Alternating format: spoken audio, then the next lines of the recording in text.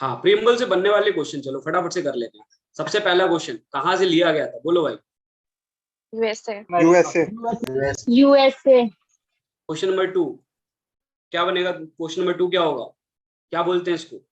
Preface of constitution, preface बोल सकते हैं। चलो मान लो एक ये हो गया, अगर कहीं स्टेटमेंट दे तो वहां पे मार्क कर सकते हो, ठीक है। और ये आया कहाँ से था? ऑब्जेक्टिव रेजोल्यूशन से, ठीक है। ऑब्जेक्टिव रेजोल्यूशन मैंने अभी बता ही दिया, मूव किसने किया था? नेहरू जी ने, ठीक है। इसके अलावा डेट आपको पता होनी चाहिए। अब आता है सबसे जरूरी चीज, प्रीएम्बल जो है वो आज तक कितनी बार अमेंड हुआ है, बोलो भाई।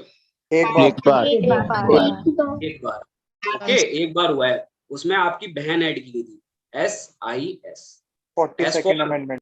42nd amendment. हाँ, S for socialist, socialist, integrity, secular. Integrity and और सेकुलर, ठीक है। ये वर्ड ऐड हुए थे भाई 42nd कॉन्स्टिट्यूशन अमेंडमेंट एक्ट 1976 में। कोई प्रॉब्लम है भाई? ये आपका हो गया कौन सा क्वेश्चन, मैंने बता दिया। ये preamble Australia, preamble Australia, language अरे लैंग्वेज नहीं पूछे, ठीक है। इतना डीप। चलो देखो इतना डीप नहीं जाते, ठीक। ये चीज हो गई। अब मैंने आपको एक स्टेटमेंट बताई थी अभी कि प्रीएम्बल क्या पार्ट है, तो हाँ भाई कॉन्स्टिट्यूशन का पार्ट होता है, ठीक है। केस का पूछ लेंगे तो केशवानंद भारती में बोला गया था, और अगर आपसे दूसरा केस पूछ लें किसमें बोला गया था प्रीएम्बल कॉन्स्टिट्यूशन का पार्ट नहीं होता, वो बेरूबारी, ठीक है। चलो इसके अलावा अभी देखो इसमें कुछ दे रखा है, शायद मैंने इसमें नीचे नोट्स में डाल रखा है, चलो देख लेते हैं। ये वही सारी चीजें हैं, देखो इसमें लिख रखा है 85, 86। मेरे पास किसी ने मैसेज किया था 86 का, ठीक है। ये क्वेश्चन में आएगा नहीं कभी, ये आपसे पूछेंगे, बचकानी हरकतें हैं, अगर पूछ लेता है तो कोई बात नहीं। यहाँ पे मैंने देखो वही केसेस के नाम मेंशन कर रखे हैं, मैंने मेरे हिसाब से नोट्स मैंने आपको दे रखे हैं ना इसके, ठीक है। LIC वाले केस, हाँ, जिसके पास नहीं होगा उसको मैं भेज दूंगा, कोई दिक्कत नहीं। देखो वही चीज है, केशवानंद भारती और यूनियन गवर्नमेंट और LIC of India, okay. LIC में मेनली यही बोला गया था कि भाई इंटीग्रल पार्ट है कॉन्स्टिट्यूशन का प्रीएम्बल, ओके। चलो देखते हैं इसके बाद कुछ और छूट रहा है क्या प्रीएम्बल से, और कोई क्वेश्चन बन सकता है, बोलो भाई। एक सर फ्रेंच रेवोल्यूशन से क्या क्या लिया है? हाँ, यही चीज है आपकी आंखों के सामने जो आपने बोला है, ठीक है। लिबर्टी, इक्वालिटी, प्रीएम्बल को किसने क्या क्या कहा, ये भी तो एक क्वेश्चन बन जाएगा ना। स्टेटमेंट वाला देखिए, स्टेटमेंट तो रटने वाली चीज होगी, वो मैं आपको भेज दूंगा, ठीक है, ओके। सीक्वेंस सर, सीक्वेंस आता है सर उसका।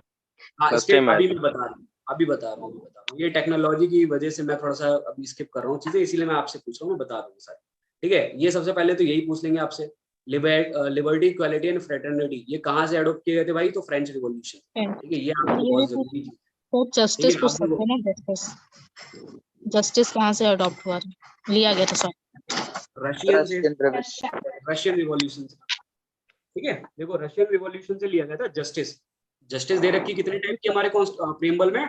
3 टाइप की। कौन सी है भाई? Social, economic, political.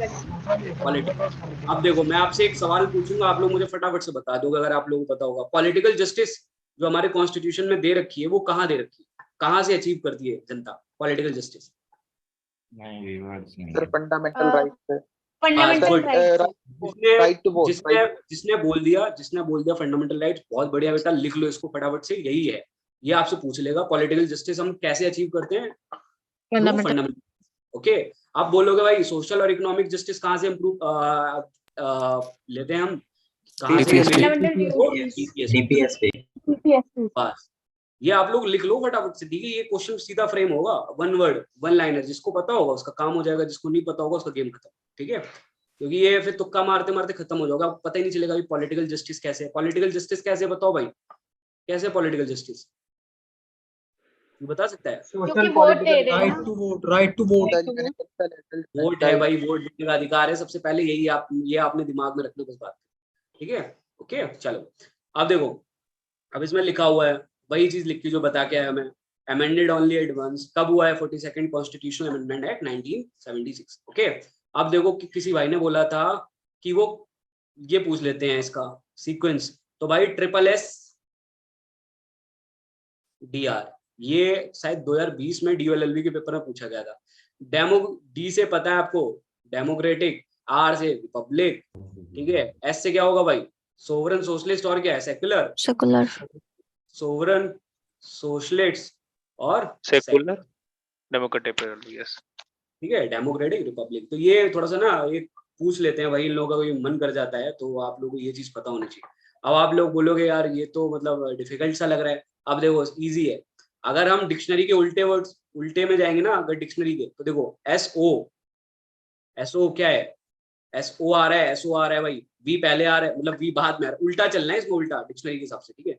सोवरन में देखोगे, वैसे इतना बताने की जरूरत नहीं, मैं फिर भी बता दे रहा हूँ अगर दिमाग में बैठ जाए आपके।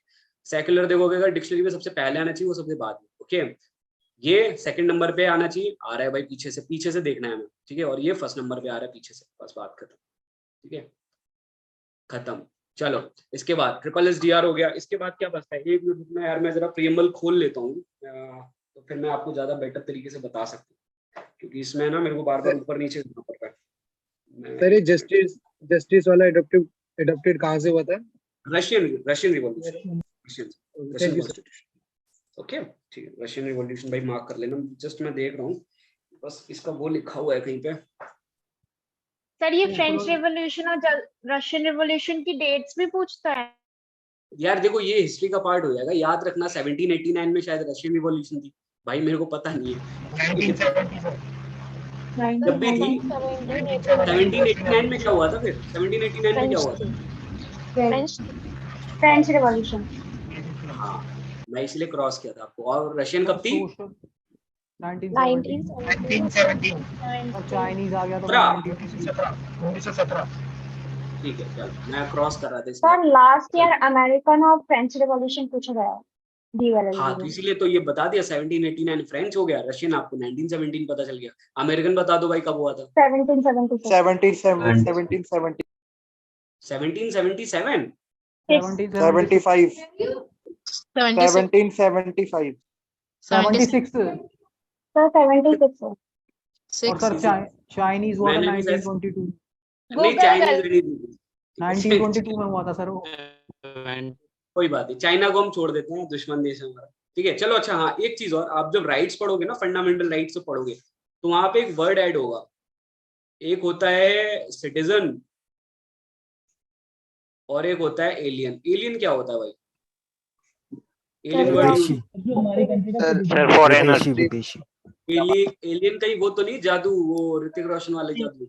नहीं जो फॉरेनर्स प्रेजेंट में जो और सिंपल सी बात, जिसका भी पासपोर्ट इंडिया का नहीं है, जो भी अपना बाहरी पासपोर्ट लेकर इंडिया में आ रहा है, वो क्या है, एलियन है, बस बात, ठीक है। एलियन भी दो तरीके से होते हैं, एक फ्रेंडली और एक, बोलो भाई, एनिमी एलियन।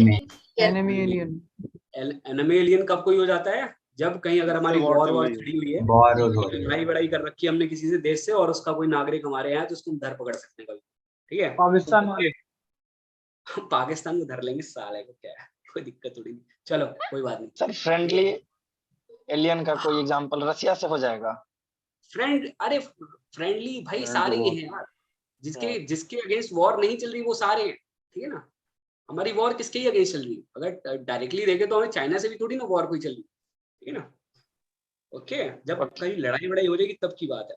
अभी देखो, अब आपसे पूछ लेंगे भाई जस्टिस कितने टाइप की दे रखी है, तो बस आपको पता होना चाहिए 3 टाइप के, ठीक है। और इसके बाद क्या है, इसके बाद क्या बचता है भाई, इसके कुछ बच रहा है इसके अलावा? Sir what is the nature and source of preamble?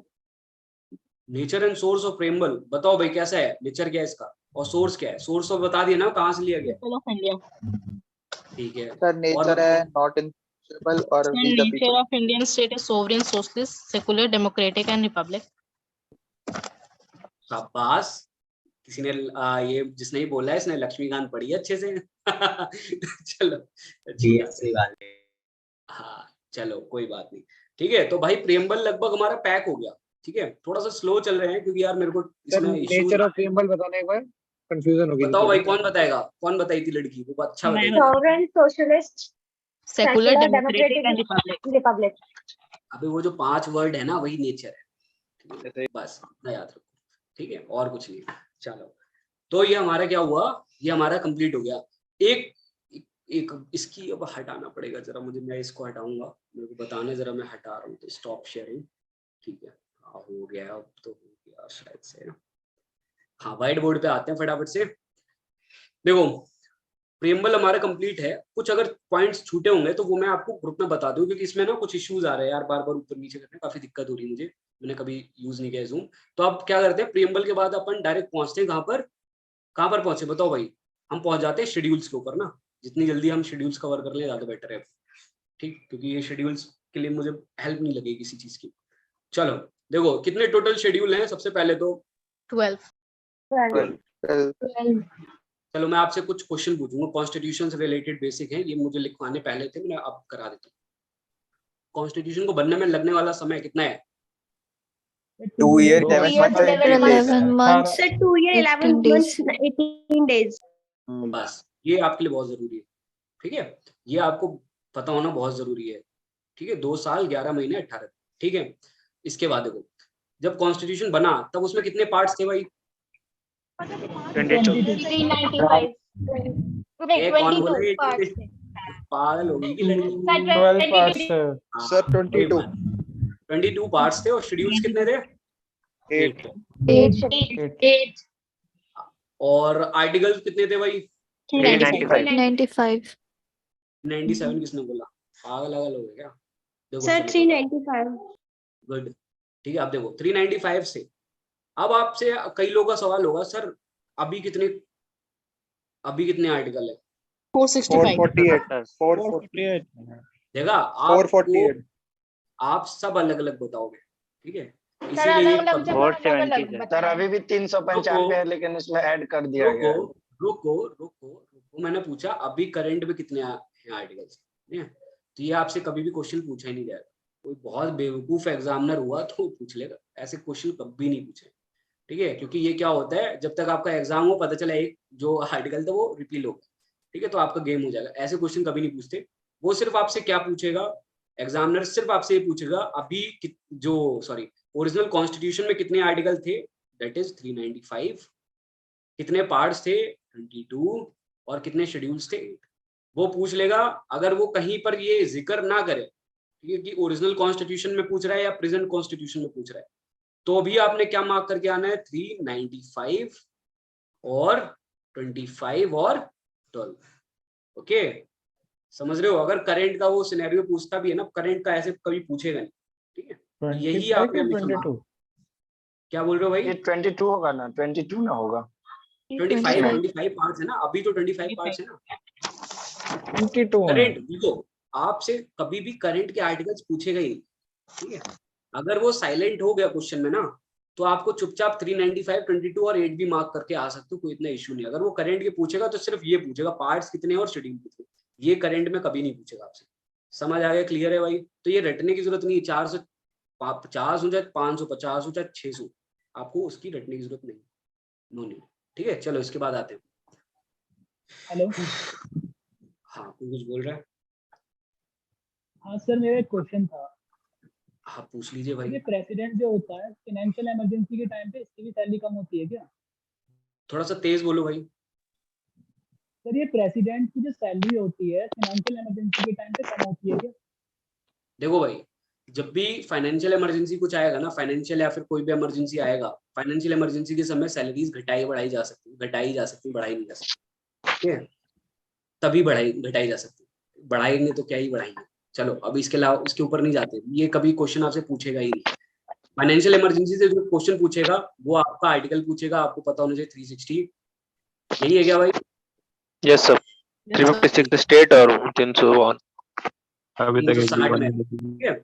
और आपसे पूछेगा क्या आज तक हमारे यहाँ फाइनेंशियल इमरजेंसी लगी है, तो बिल्कुल भी नो नहीं, सर। नहीं लगी, क्योंकि हम पाकिस्तान थोड़ी ना, कटोरा थोड़ी नहीं लेके बैठे। चलो ठीक है, चलो कब आ गए हम शेड्यूल पर, फटाफट से शेड्यूल पर आ गए हम, ठीक है। देखो शेड्यूल टोटल भाई इंडियन जब हमारा कॉन्स्टिट्यूशन बना तब थे 8, अब है 12, यानी कि ये 4 कहीं ना कहीं से आए होंगे। तो किसी कॉन्स्टिट्यूशनल अमेंडमेंट के थ्रू तो आए होंगे, ठीक है ना, किसी कॉन्स्टिट्यूशनल अमेंडमेंट एक्ट के थ्रू आए होंगे। तो वो एक्ट हमारे लिए बहुत जरूरी है।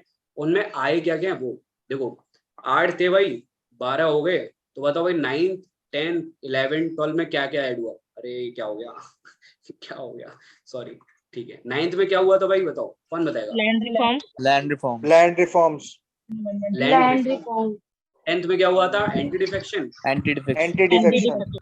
11 में 11th पंचायत, में क्या 12 हुआ में था? म्यूनिसिपैलिटीज। नगर पंचायत थी, नगर पालिका थी। 11 में पंचायत थी, 12 में पंचायत ही थी। म्यूनिसिपैलिटीज।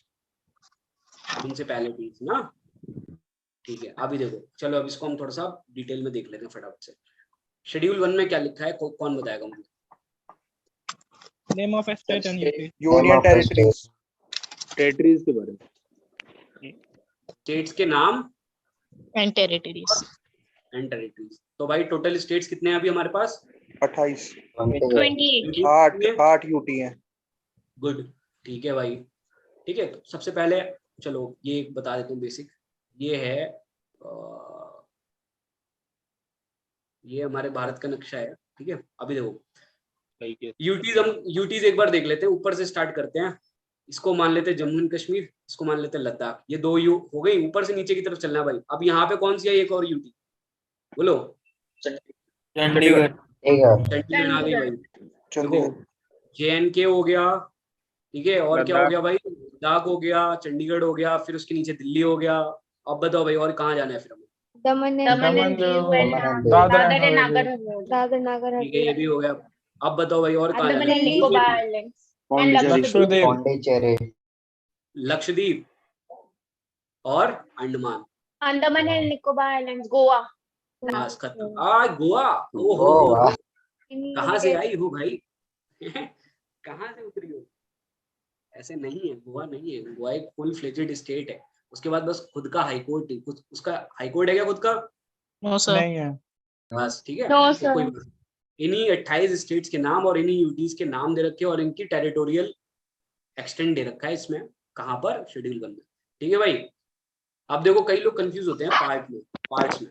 अगर आप देखोगे कॉन्स्टिट्यूशन के मेनली आपसे 5 पार्ट्स पूछे जाते हैं जो ज्यादा इंपॉर्टेंट है, ठीक है। वो भी स्टार्टिंग के। देखो पार्ट 1 में ऑब्वियस है, एक बंद करो माइक किसका है। पार्ट 1 में क्या होगा? ऑब्वियस है। पहले हम क्या होगा, अगर मैं किसी से पूछता हूँ कि भाई तेरे को क्या चाहिए, वो बोलेगा भाई मेरे को एक क्या दे दो। क्या चाहिए? क्या चाहिए होता है? देश बनाओगे तो पहले क्या चाहिए होता है? नेम।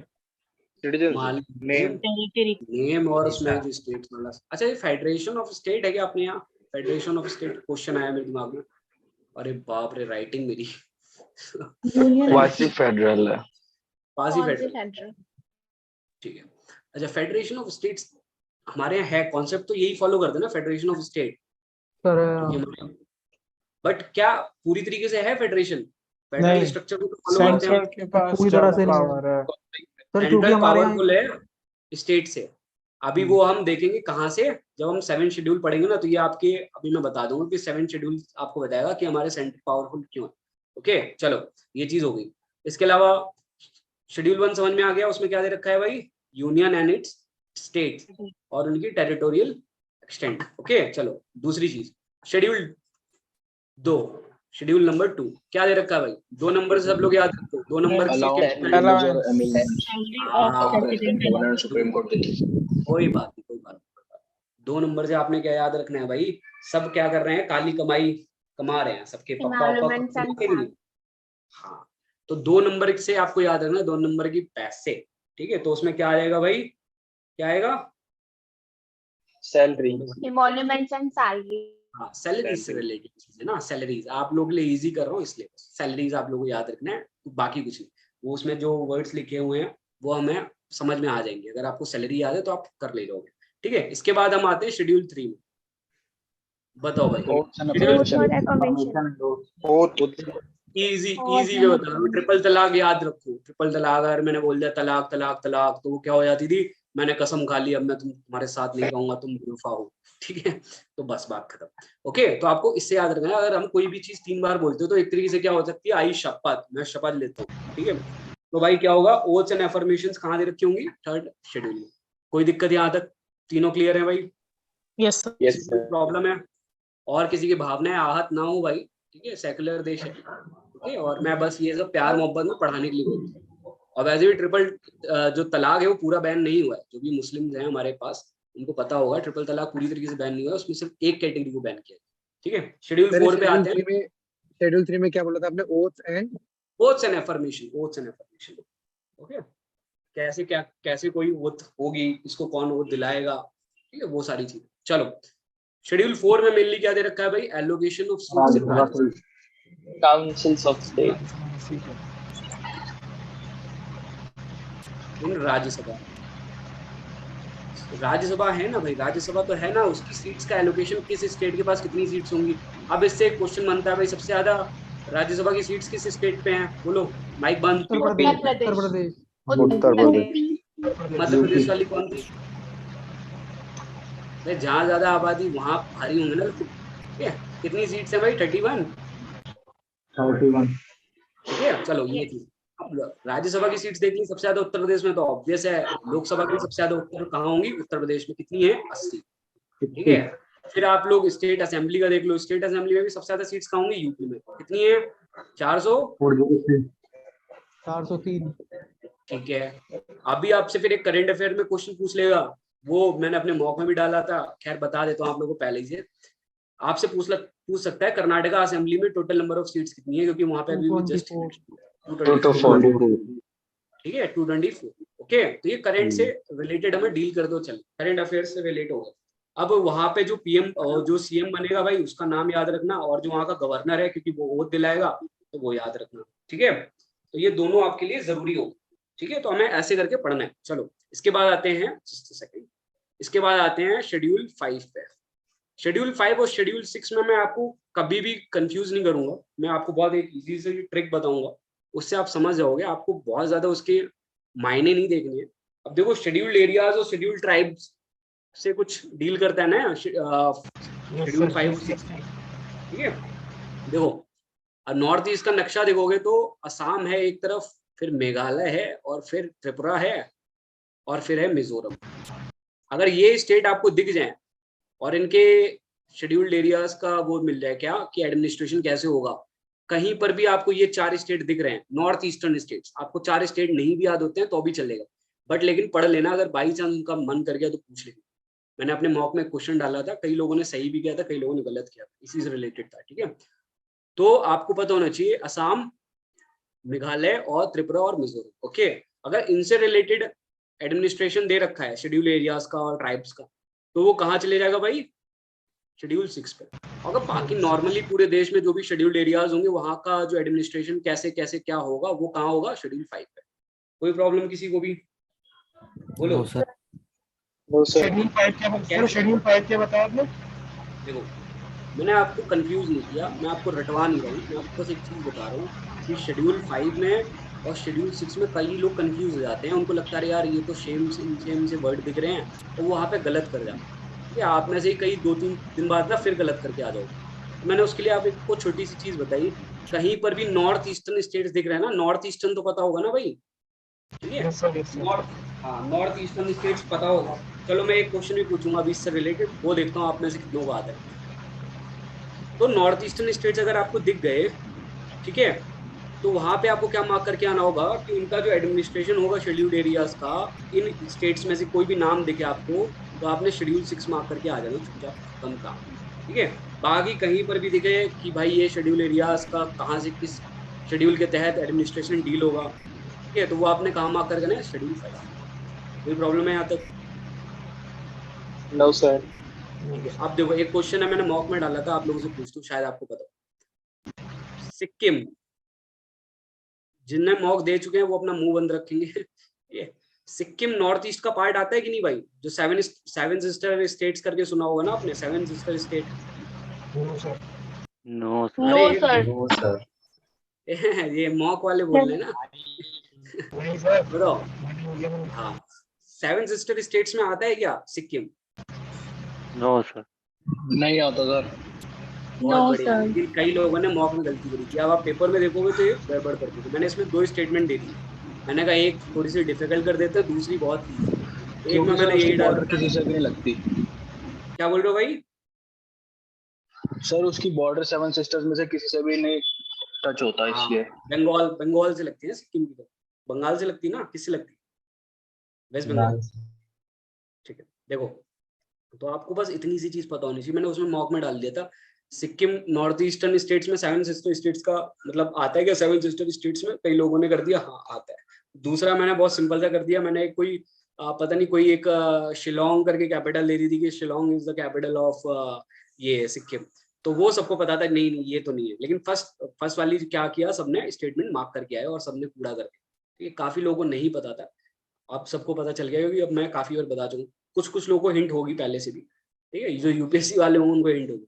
चलो भाई शेड्यूल 5, सॉरी कहाँ पहुंच गया, शेड्यूल 5 6 खत्म, कोई प्रॉब्लम भाई बता दो फटाफट से, मैं बता दूंगा तुरंत वापस से। सर फिर जो मैंने पढ़ा था उसमें SC ST लिखा हुआ था, SC ST और क्या बोल रहे हो, थोड़ा सा क्लियर बोलो। सर फिफ्थ एक बार दोबारा बता दो, क्योंकि मैंने जो पढ़ा था उसमें SC और ST कुछ था। नहीं देखो SC नहीं, उसमें ये था, अगर आपको मैं एग्जैक्ट वर्ड्स बताऊं तो उसमें बस इतना से लिखा हुआ था, provision as to the administration and control of scheduled areas and scheduled tribes, okay, ये लिखा हुआ है 5th शेड्यूल में। वो मैंने आपको सिर्फ इसलिए बताया ताकि आपको याद रहे, ठीक है, कि भाई नॉर्थ ईस्टर्न स्टेट्स का एडमिनिस्ट्रेशन से रिलेटेड कुछ दिखेगा अगर शेड्यूल्ड एरियाज के, तो आपको 6 मार्क करके आना है। अगर नहीं दिखता है नॉर्थ ईस्टर्न स्टेट्स कोई नजर नहीं आते तो आप चुपचाप शेड्यूल 5 को मार्क करके आ जाना, कभी गलत नहीं होगी, ठीक है ना, इसलिए बोला था। अगर आपको एग्जैक्ट वर्ड बताऊंगा तो वो बहुत अंतर है दोनों में ना। चलो 7th शेड्यूल, 7th शेड्यूल कौन बताएगा भाई, ये इम्पोर्टेंट है। Federal Distribution of less union list, state list, distribution of power, देखो इंटर रिलेशन, इसमें मेनली क्या दे रखी है, इसमें कुछ लिस्ट दे रखी है, ठीक है, लिस्ट दे रखी है कितने टाइप की, 3, ठीक है, पहले यूनियन, स्टेट और कॉन्करेंट करंट लिस्ट, ठीक है। अब बताओ, अब मैं आपको फटाफट से बताता चलता हूँ। देखो यूनियन, स्टेट और कॉन्करेंट, इसका मतलब क्या है, अब जो हमारा जो फेडरेशन है ना, जो हम फेडरल स्ट्रक्चर फॉलो करते हैं, ठीक है, वो अब यहाँ से आपको समझ में आएगा 7th शेड्यूल से। इसमें मेनली क्या दे रखा है कि जो यूनियन लिस्ट है उसमें, यूनियन लिस्ट में क्या बनाएगा, जो हमारे देश की पार्लियामेंट होगी ना वो इस पर लॉ बनाएगा, यानी कि सेंट्रल गवर्नमेंट, ओके, जो इसमें सब्जेक्ट्स दे रखे होंगे उस पर कौन लॉ बनाएगा, सेंट्रल गवर्नमेंट। स्टेट लिस्ट में कौन बनाएगा, रेस्पेक्टिव स्टेट्स। अगर यूपी का है भाई स्टेट लिस्ट का सब्जेक्ट है तो अपना यूपी अपना लॉ बना सकता है, तमिलनाडु अपना बना सकता है, ठीक है, ये सब अपना बना सकते हैं। कॉन्करेंट लिस्ट में क्या होगा कि यूनियन लिस्ट और स्टेट लिस्ट में से मतलब कोई भी सरकार बना सकती है, यूनियन गवर्नमेंट भी बना सकती है और स्टेट गवर्नमेंट भी बना सकती है, ठीक है, कॉन्करेंट में। लेकिन अब आपसे मेरा एक छोटा सा सवाल रहेगा, रेसिड्यूरी पावर क्या होती है, जो तीनों लिस्ट में नहीं आती है। सर जो उस टाइम है, बहुत बढ़िया, सर वो बहुत बढ़िया, सर उसमें एक चीज और है सर, जो उस टाइम एग्जिस्ट नहीं करती, जैसे साइबर लॉ तब एग्जिस्ट ही नहीं करती थी। एक मिनट रुको। हाँ मैं सुन नहीं पाया, प्रखर बोल रहे थे ना। सर हाँ क्या बोल रहे थे। सर रेसिड्यूरी पावर में ये है कि जब उस टाइम वो चीजें एग्जिस्ट ही नहीं करती, जैसे साइबर लॉ है तब वो एग्जिस्ट ही नहीं बस करती। बस बस जिस लड़की ने पहले भी बोला वो भी एकदम सही थी और तुम भी एकदम ठीक। देखो मेनली क्या था कि कई सारी चीजें ऐसी थी जो तब हमें नहीं पता था भाई इन फ्यूचर में आएंगी, तो उसमें क्या किया गया कि जो यूनियन लिस्ट में भी नहीं था, स्टेट लिस्ट में भी नहीं थी, कॉन्करेंट में भी नहीं थी, लेकिन अब उन पे लॉ बनाने की जरूरत है। जैसे पहले ऑनलाइन गेम्स इतने थोड़ी नहीं थे भाई, था ही नहीं कुछ फोन, ठीक है, पहले पायरेसी थोड़ी ना होती थी इतनी ज्यादा, बट अब हो रही है, तो उसके ऊपर लॉज कौन बनाएगा। जो रेसिड्यूरी पावर है वो किसके पास होती है, सेंट्रल गवर्नमेंट के पास, ठीक है, यूनियन के पास, ओके, बस आपको इतना याद रखना है। अब कॉन्करेंट लिस्ट में अगर मान लो स्टेट और सेंटर यूनियन गवर्नमेंट ने दोनों ने लॉ बना दिया, तो फिर किसका प्रिवेल करेगा, वो आपसे क्वेश्चन पूछ सकता है, किसका प्रिवेल करेगा, यूनियन गवर्नमेंट। सेंट्रल। देखो मेरी बात को सुनना, अब मैं आपको एक चीज बता रहा हूँ, यूनियन लिस्ट में टोटल सब्जेक्ट्स कितने, पहले ओरिजिनल कॉन्स्टिट्यूशन में कितने थे वो आपसे पूछ सकता है, अभी कितने हैं वो आपसे पूछ सकता है, ठीक है। स्टेट लिस्ट में पहले कितने थे वो आपसे पूछेगा, अभी कितने हैं वो आपसे पूछेगा। कॉन्करेंट लिस्ट में पहले कितने थे वो आपसे पूछेगा, अभी कितने हैं वो आपसे पूछेगा। सही लिखा हूं क्या? Yes sir. अगर मेरी स्क्रीन विजिबल है, ठीक लिखा हूं? 97 सब्जेक्ट्स ही थे ना भाई ओरिजिनल कॉन्स्टिट्यूशन में, यस सर। यस ठीक है। स्टेट में कितने थे? 66 थे भाई, और सेंटर में कितने थे? 47 थे। अब देखो 66 से 61 हो गए। अब करंट में स्टेट लिस्ट में कितने सब्जेक्ट हैं? 61, यानी कि ये 5 कहाँ गए? ये यही 5 आ गए कहाँ? यहाँ कॉन्करेंट लिस्ट में। उसमें सबसे बड़े जो मेजर सब्जेक्ट्स आपसे पूछेंगे वो कौन से? आई एजुकेशन, और कौन सा था भाई? Forest, sanitation. हाँ सैनिटेशन। फॉरेस्ट। फॉरेस्ट था कि नहीं था कॉन्ग्रेंट लिस्ट में? फॉरेस्ट और ये जो 5 सब्जेक्ट यहाँ से गए, कौन सी कॉन्स्टिट्यूशनल अमेंडमेंट के थ्रू गए थे? 42nd। बस, ठीक है। इसमें एजुकेशन और फॉरेस्ट मेनली मेजर था, एजुकेशन वो भी मेनली, ठीक है ना। ये आपसे पूछ सकते हैं कि एजुकेशन किस लिस्ट में मिला, अगर कॉन्ग्रेंट लिस्ट में गया तो किस कॉन्स्टिट्यूशनल अमेंडमेंट के थ्रू गया, ठीक है। बस, तो बस आपको ये चीज याद रखनी है। मैं आप क्या करूंगा, एक लिस्ट भेजूंगा, एक छोटी सी पीडीएफ भेजूंगा, उसमें कुछ इंपॉर्टेंट सब्जेक्ट्स के नाम होंगे, एक बार डिस्कस भी कर देता हूँ मैं यहाँ पे। देखो बहुत बेसिक है, आप मन खुद से सोचना है, बिल्कुल आपको खुद से सोचना है। डिफेंस किसके पास होगा? डिफेंस के ऊपर लॉज कौन बनाएगा, कंट्रोल कौन? सेंट्रल सेंट्रल इंश्योरेंस के ऊपर कौन लॉ बनाएगा? सेंट्रल ठीक है। रेलवेज के ऊपर कौन लॉ?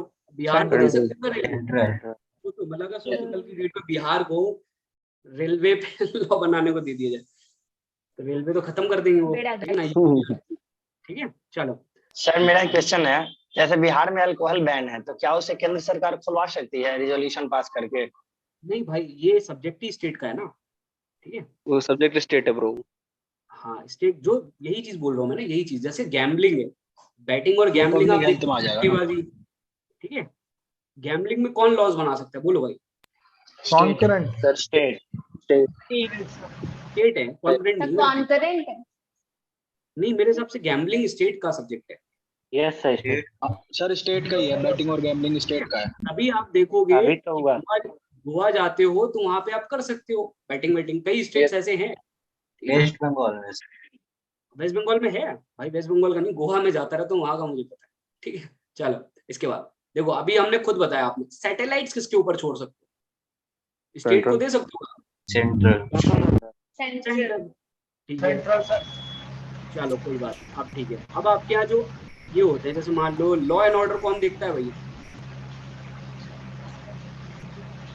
स्टेट सब्जेक्ट है। और सेंटर दोनों। स्टेट का सब नहीं, स्टेट लिस्ट का सब्जेक्ट है भाई लॉ एंड ऑर्डर, ठीक है।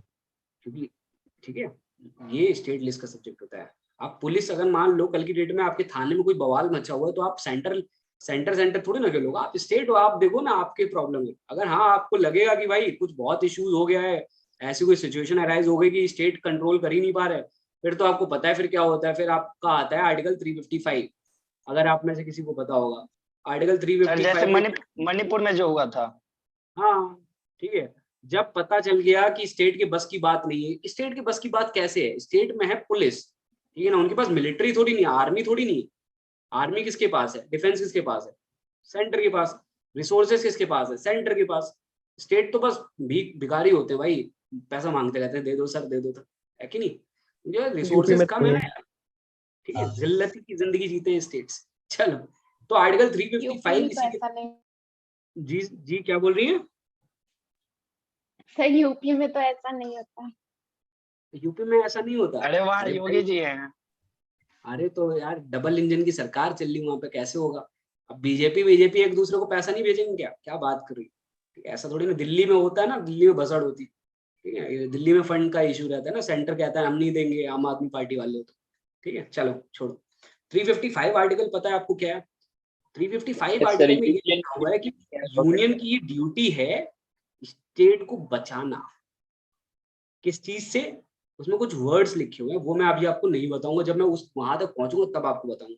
अभी आपको बस आर्टिकल 355 में इतना याद रखना है कि यूनियन की ड्यूटी है, अगर स्टेट में कोई भसड़ होती है तो वो उसको प्रोटेक्ट करेगा उस भसड़ से, ठीक है। यही चीज आर्टिकल 355 में लिखी है। और इसी आर्टिकल को अगर आप थोड़ा सा तसल्ली से देख लोगे तो यही से आपको पता चल जाएगा कि स्टेट को बचाने सेंटर आ रहे हैं, यानी कि पावरफुल कौन है भाई? खत्म, ठीक है। चलो, लॉ एंड ऑर्डर तक बता दिया था आपने, लॉ एंड ऑर्डर स्टेट का हो गया। हॉस्पिटल्स को हम क्या बोल सकते हैं भाई? इसको क्या बोल सकते हैं? अच्छा सा नाम बताओ इसको हॉस्पिटल्स का। पब्लिक सैनिटेशन, पब्लिक सैनिटेशन और हेल्थ, ये किसका सब्जेक्ट होगा भाई?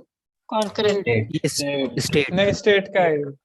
अब आप लोग कई लोग देखोगे कि नहीं, कोरोना के समय में तो अलग चीज चल रही थी, सेंटर बना रहा था हॉस्पिटल्स भी और सब कुछ बना रहा था, लेकिन वो क्या था? वो एक तरीके की हमारे क्या थी, क्या कोई एक्ट लगा हुआ? महामारी स्पेशल केस, पेंडेमिक है। पैंडेमिक। नेशनल इमरजेंसी थी एक तरह से। एक्ट लगा हुआ था ना, एक्ट पता है आपको? कौन सा एक्ट 144। लगा हुआ? हद, 144 कानून लगा रही वहां पे, पागल। नहीं नहीं नहीं, और सोचो और सोचो और सोचो, कोई एक्ट है जो आप लोग देखते हो जब बाढ़ वाढ़ आ जाती गई तो कुछ देखते हो, कुछ ऐसा कुछ होता है, लग जाता है वहाँ पे। Disaster management. Sir disaster management act. बस इसीलिए फिर क्या होता है कि सेंट्रल कंट्रोल एंड कमांड करने लगता है। ठीक है, मैं उसके बारे में आपको बताऊंगा जब पहुंचेंगे वहां तक। अभी तो मौज काटो, अभी बस मस्ती से हम चल रहे हैं, कोई दिक्कत तो नहीं आ रही। स्टार्टिंग में थोड़ा सा इशू हुआ था, हम जैसे जैसे मैं इस ऐप के साथ फैमिलियर हो जाऊंगा आपको मजा आने लगेगा। ठीक है, बस थोड़ा सा अभी थोड़ा टाइम। ये भी YouTube पे डाल दिया करो। अरे भाई ये नहीं डाल पाऊंगा यार, इसमें मैं आज बहुत भसड़ हुई है मेरे साथ। ठीक है, दोनों आज सही। नहीं, कल परसों जब ठीक भी है, हो। चलो चलो एक और चीज देखते हैं। चलो ये हो गया, इसके बाद खुद सोचो और क्या हो सकता है भाई सेंटर के पास, और क्या हो सकता है? सोचो ऐसी कौन सी चीज है जो सेंटर के पास होनी चाहिए, और सोचो। Nuclear communication. एक मिनट, आर्टिकल 51 पढ़ा है किसी ने? सर ट्रीटी का यस सर। टीटी का सर, इंटरनेशनल पीस वाला। Sir international relations. बस देखो, इंटरनेशनल पीस कॉन्स्टिट्यूशन को ना, सुनो सुनो सुनो सुनो, बता रहा हूँ, कॉन्स्टिट्यूशन को ना रिलेट करके पढ़ना होता है। आप अगर कान बंद करके गाय की तरह चलते रहोगे ना कि उसको आसपास देखने का गड़बड़ है। कॉन्स्टिट्यूशन को हमें खुले मन से पढ़ना है, खुले दिमाग से ना। अब आप देख रहे हो हम कहाँ पहुंच गए, डायरेक्ट आर्टिकल 51 पहुंच गए। कैसे पहुंच गए भाई? आर्टिकल 51 के तहत अगर कोई हमारी ट्रीटीज हो रही है तो ट्रीटीज को इन्फोर्स कौन कराएगा? Centre government.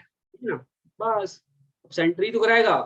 अब भाई बताओ, कल की डेट में जम्मू उम्मू के साथ हमें कुछ, मतलब हमने फ्रांस के साथ बोला कि भाई देखो ये तो मैं यहाँ पे पवन चक्की लगाना है, जाके कुछ भी लगाना है जम्मू में, तो क्या जम्मू बोलेगा नहीं, बोलेगा नहीं हम नहीं लगाने देंगे? ऐसा कर सकता है क्या वो? नहीं, क्योंकि उसको इन्फोर्स कराने, उसको फ्रेंडली रिलेशंस रखने हैं, सेंटर की जिम्मेदारी है ये। ठीक है, उसके पास पावर है। और कुछ सोचो, और भी कुछ आ सकता है कि डिफेंस हो ये डिस्ट्रिक्ट कोर्ट का एडमिनिस्ट्रेशन किसके पास रहता है? डिस्ट्रिक्ट कोर्ट का एडमिनिस्ट्रेशन हाई कोर्ट्स के पास, स्टेट जो में रेस्पेक्टेड हाई कोर्ट्स होते हैं उस कमांड वो करते हैं हाई कोर्ट्स ना। अगर कुछ इशू, अगर डिस्ट्रिक्ट कोर्ट में कोई भसड़ होगी ना तो वो हाई कोर्ट्स मैनेज करेंगे। ठीक है, सर उसमें फंड तो स्टेट से आता तो होगा। मतलब ये स्टेट लिस्ट में आ गया। मैं समझ गया तुम क्या बोलना चाह रहे हो, मैं समझ गया। एक मिनट यार, ये आगे नहीं जा रहा, क्लीन करना पड़ेगा जस्ट से, क्लियर कर देते हैं इसको।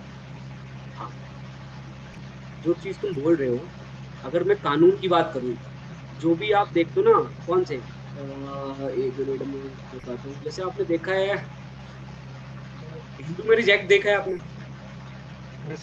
जो लॉज देखे, क्या लॉज देखे कुछ आपने? अगर आईपीसी देखा होगा, आईपीसी अगर आप पढ़ोगे जब भी कभी, अगर आपने नहीं पढ़ा कोई बात नहीं, तो आप देखोगे उसमें क्या है ना, इनमें कुछ चेंजेस करने की पावर स्टेट के पास भी है। स्टेट अपने हिसाब से चेंज करता है, कहीं सजा ज्यादा हो जाती है, कहीं सजा कम हो जाती है। आपने देखा होगा, कभी पढ़ा हो, इसे पूछना भाई भाई से। ठीक है, और आप डिस्ट्रिक्ट कोर्ट्स की अगर बात करते हो कि डिस्ट्रिक्ट कोर्ट में, तो मेरे हिसाब से इसका आंसर जो होगा वो स्टेट हो। ठीक है, ओके, वो क्या कर सकते हैं, वो ऐड अमेंड कर सकते हैं किसी कानून को, मतलब बिल्कुल हटा तो नहीं सकते हैं, बस क्या है सजा बढ़ा सकते हैं, अपने हिसाब से कुछ कर लेते हैं। जैसे अगर कहीं मान लो किसी स्टेट में मैरिज का रिक्वायरमेंट अलग कर देंगे, स्टेट अपने हिसाब से कर सकता है। ओके, तो मैरिज वाला जो मेरे हिसाब से कॉन्ग्रेंट लिस्ट में आ जाता है या फिर स्टेट में आता है, बस मुझे एक बार क्रॉस चेक करना पड़ेगा। ठीक है, इसमें आएगा कॉन्ग्रेंट में होता है ना वो। हाँ जी सर, कॉन्करेंट में होता है। हाँ, कॉन्ग्रेंट में होगा। ठीक है ना, उस पर दोनों लॉज बना सकते हैं। ठीक है, जैसे सीआरपीसी देखोगे ना, मैरिज CRPC, एडॉप्शन दोनों चीज कॉन्करेंट में ही है। हाँ ये कॉन्ग्रेंट में आएगा। ठीक है, स्टेट में। चलो इसके अलावा आते हैं, और इसके अलावा हमारे पास क्या बचा? और सोचो और क्या आ सकता है? एजुकेशन बताई दिया अभी। सर हम लोग सोचो डिस्ट्रिक्ट कोर्ट्स में सेंटर के पास सर ट्रेड एंड कॉमर्स भी तो आता है स्टेट लिस्ट में। ट्रेड एंड कॉमर्स तो देखो स्टेट में भी आ सकता है, सेंटर में भी आ सकता है, बस मेनली स्टेट में आएगा। 301 अगर आप आर्टिकल पढ़ोगे, आर्टिकल 301, लेकिन आप क्या है आर्टिकल 301 पता है किसी को? चलो अभी कोई बात नहीं, लेकिन इसको मार्क कर ट्रेड है sir 301, article 301, article trade 301 intercourse है सर। हाँ, आर्टिकल 301 आपके लिए जरूरी है एग्जाम के लिहाज से ना। और सर ये और ऑस्ट्रेलियन कॉन्स्टिट्यूशन से जब इस पे हम पहुंचेंगे ना तो इस पे डिटेल डिस्कशन करेंगे। ठीक है, अभी हम एक बार क्या काम करते हैं, शेड्यूल खत्म करते हैं पहले। तो ये आपने देख लिया। अब आपके लिए देखो जो सबसे बेसिक सी जरूरत थी वो मैंने आपको बता दी है। अब वापस से बोलो मेरे साथ, यूनियन लिस्ट में ओरिजिनल कॉन्स्टिट्यूशन में कितने सब्जेक्ट थे बताओ? 97 अभी कितने हैं? 100 स्टेट लिस्ट में कितने हैं? पहले कितने थे? 66 अब कितने हैं? 61 लिस्ट में कितने हैं? 47 अब 552। ओके, ये चीज आपके लिए बहुत जरूरी है। अब 11th और 12th शेड्यूल का भी अभी यहीं पे खत्म कर लेते हैं। 11th और 12th शेड्यूल में क्या डील करता है? उसमें भी तो कुछ सब्जेक्ट लिस्ट होती है ना, इस पे आप लॉज बना सकते हो। पंचायत और म्यूनिसिपैलिटी। पंचायत इसमें आ गया, म्यूनिसिपैलिटी हो गया इसमें, ऐसा ही है ना भाई? कुछ ये उल्टा लिख दिया मैंने, लो सही है सही है। ठीक है। तो पंचायत के पास कितने सब्जेक्ट्स हैं? वो कितने पे लॉज बना सकता है? 29। 29 सर 29 उस पे म्युनिसिपैलिटी पे 18 म्यूनिसिपैलिटीज में 18। बस इसलिए मैंने बताया था कि आपको यहाँ से सीधे याद हो जाए सारे के सारे ना, union list, state list, convent list, उसके बाद हमने पंचायत के पास कितने सब्जेक्ट्स हैं जिसपे वो बना सकता है अपना कानून वानून, और म्यूनिसिपैलिटीज के पास कितने, वो आपको पता होना चाहिए, पूछ लेते हैं। ठीक है, अभी हम 11th 12th में जाके ना जब शेड्यूल पहुंचेंगे तब मैं आपको बताऊंगा ये सारी चीज। चलो, तो हमारा मेनली क्या है, 7 शेड्यूल खत्म हो गया। ओके, चलो इसके बाद हम देखते हैं क्या 8 शेड्यूल, ये बहुत जरूरी है।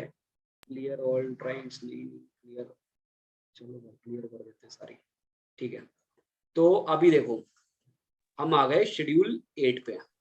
अब शेड्यूल 8 है बहुत जरूरी, आप लोगों के पेपर के लिए ऑफिशियल शेड्यूल 8 लैंग्वेजेस में दे रखा है क्या?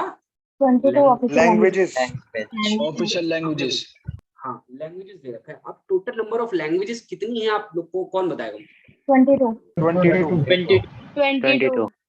लेकिन पहले ओरिजिनल 18 कॉन्स्टिट्यूशन थी। कितनी थी? पहले 18 थी। पहले 14 थी, पहले 14 थी।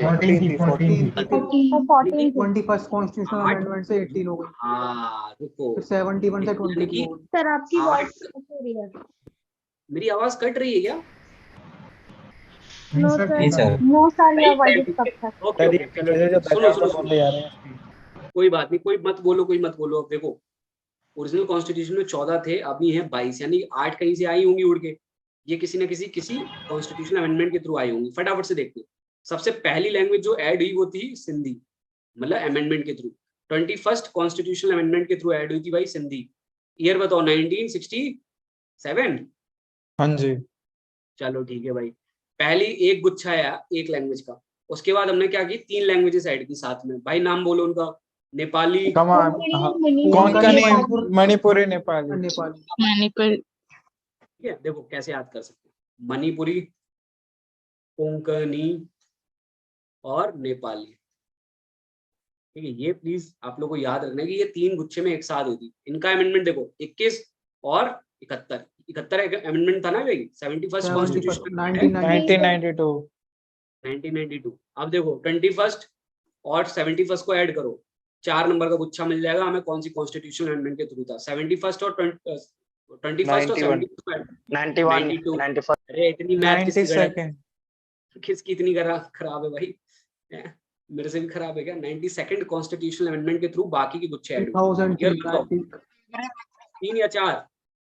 2003 डोगरी। 4 रुको सर ये 3 नंबर में क्या लिखा है? बोडो डोगरी मैथिली। बोडो डोगरी। अरे रुको, बोल लूं मैं बोल लूं। देखो याद करने का तरीका, वो दो पे खत्म हुआ, दो से स्टार्ट करो दूसरा, डोगरी। ठीक है, फिर मैं थली, थली सन थली, थाली थाली बोलो, थाली थाली। ठीक है, बोडो डोगरी थाली, 2 थाली। ठीक है, बोडो डोगरी मैथिली संथली। ओके, बस 92nd कॉन्स्टिट्यूशन। हाँ सर क्या थर्ड बोल में रहे हो कौन सी, सर थर्ड में कौन सी हुई थी? थर्ड में ऐड हुई थी भाई नेपाली, मणिपुरी और कोंकणी। ठीक है, नेपाली, मणिपुरी और कोंकणी। ठीक है, क्लियर है सर? क्लियर है मैडम सबको? कोई दिक्कत तो नहीं है? बोडो डोगरी मैथिली संथली, कहीं कोई प्रॉब्लम किसी को भी? सर ईयर क्या है? 92nd सीए है यार ये 2000 मेरे हिसाब से 2003 या 4 था, मैं श्योर नहीं हूँ, इसको एक बार चेक कर लेना। 2003 में आया था, 2004 में पोस्ट हो गया था, पोस्ट में आ गया था। ठीक है, तो बस ये आपसे इतना नहीं पूछेंगे। आपसे मेनली क्या होगा, वो आपसे ये पूछ लेंगे आगे देखिए 92nd कॉन्स्टिट्यूशनल अमेंडमेंट एक्ट, वो आपके लिए बहुत जरूरी है। और सबसे पहली लैंग्वेज कौन सी थी? सिंधी। ये आपके लिए बहुत जरूरी है इसका अमेंडमेंट। होता क्या है, गुच्छे में याद रखना है 1 3 फिर 4, समझ आ गए? गुच्छे याद रखने बहुत जरूरी भाई, इसी गुच्छे में काम होगा। ठीक है, चलो 8 शेड्यूल हमारा खत्म। अब आते हैं हम कहाँ पर, 9th पे। अब 9 शेड्यूल कितना जरूरी है फटाफट से उसको जान लेते हैं। 9 शेड्यूल मेनली अगर आप इसके कीवर्ड देखोगे तो 9 शेड्यूल है क्या, लैंड रिफॉर्म, ये आपको एंड अबॉलिशन ऑफ जमींदारी। हाँ, और abolition of zamindari system. Abolition of, मेरी राइटिंग में जो शब्द समझो मेरे, ठीक है ना, एबोलिशन ऑफ जमींदारी सिस्टम। ठीक है, ये आपके कीवर्ड्स हैं, ये आपको कहीं पर भी दिखेगा तो आपने क्या मार्क करके आना, 9 शेड्यूल। 9 शेड्यूल अगर आप इसकी कॉन्स्टिट्यूशनल अमेंडमेंट एक्ट देखोगे और ईयर देखोगे तो पहला था क्या भाई? यस सर, 1951 में 1951 था क्या? अब एक बात बताओ, ऐसा क्या हुआ, ऐसी क्या जरूरत थी भाई कि हमारा कॉन्स्टिट्यूशन बनते ही बनते हमारा पहला शेड्यूल बना दिया गया? ऐसा क्या हुआ सर? जुडिशियल रिव्यू से बचने के लिए जवाहरलाल नेहरू ने किया था इस वाले। देखो तुम बोल सही रहे हो लेकिन तुम उसकी भावना पे नहीं गए। फंडामेंटल राइट एबॉलिश किया। अब देखो मेरी बात सुनो, प्रॉपर्टी था, राइट टू प्रॉपर्टी। सुनो, तुमको मैं एक देश बना के देता हूँ जो कि अंग्रेजों ने कब्जा कर रखा था। तुमको मैं बोलता हूँ कि तुम आजाद हो, अब जाओ तुम नंगा नाच करो, जो करना है अपने देश में कर सकते हो। ठीक है, मैं कहता हूँ तुम्हें डेवलपमेंट करनी है देश में। डेवलपमेंट करने के लिए तुम सरकार हो, समझ रहे हो, तुम सरकार को मैं सबसे पहले किस चीज की जरूरत पड़ेगी? लैंड की सर। बस लैंड की। अब लैंड मिल रही थी क्या आसानी से? नहीं, सर राइट टू प्रॉपर्टी था ना, क्योंकि फंडामेंटल राइट था भाई, right to property. Right to property जो था वो तो आपका फंडामेंटल राइट था। तो साला जब right to property fundamental right था तो कोई भी मुंह उठा के सुप्रीम कोर्ट में आर्टिकल 32 और 226 में आपके हाई कोर्ट पहुंच जाता था कि भाई ये तुम्हारा फंडामेंटल राइट है। देखो आप कभी भी अपने दादा के पास जाओ, दादा नाना नानी अगर आप लोग जिंदा हैं अभी, ठीक है, तो आप उनके पास जाइए, उनसे पूछे कि बाबा अपनी जमीन बेच दें क्या? 4 लपड़ लगा के मार के भगा देंगे आप। क्योंकि लोगों का पहले पुराने जमाने में क्या, आज भी लोगों का जमीन से लगाव बहुत है। ठीक है ना, उनको सरकार पैसा भी देती है ना, तब भी उनको दुख होता है, समझ रहे हो। अब तो दिल्ली हरियाणा के आसपास के जितने भी क्षेत्र के लोग हैं वो तो चाहते हैं कि हमारी जमीन चली जाए क्योंकि बहुत पैसा मिल जाए। ठीक है, बट पहले क्या था, लोगों को भाई एकदम से नया नया देश बना था, लोगों को लग रहा था साला सरकार पैसा ही नहीं देगी, पता चला जमीन भी हड़प ले। ऐसा हो सकता था ना, मेंटालिटी तो यही होगी लोगों की।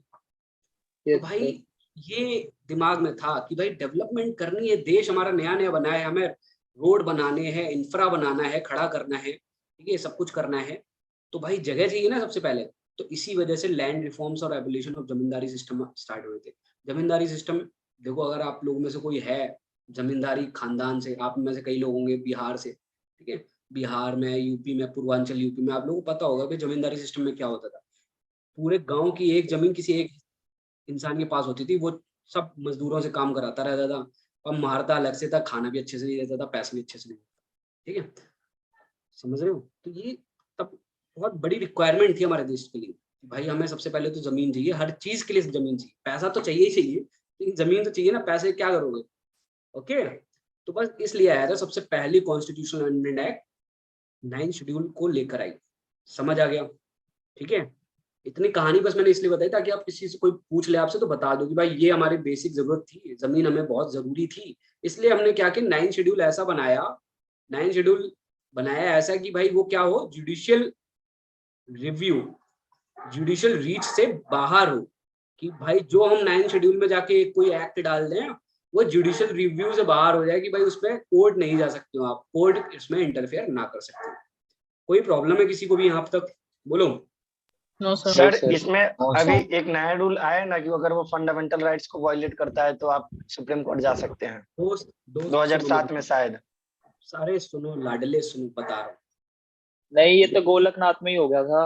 अरे सुनो सुनो सुनो, सब अभी सब गोल के नाथ को करते। देखो फंडामेंटल राइट्स का ना, आप अगर आर्टिकल 13 पढ़ोगे ना, तो आर्टिकल 13 में जो आप बोल रहे हो ना, आर्टिकल 13 में ऑलरेडी ये चीज मेंशन है। ठीक है, समझ, जो आपने बोला है ना, ये आर्टिकल 13 में मेंशन है, लेकिन उसको फिर क्या किया गया, उसके साथ बहुत छेड़छाड़ की गई, कई सुप्रीम कोर्ट की जजमेंट्स भी आई हैं, बहुत सारी चीजें आई।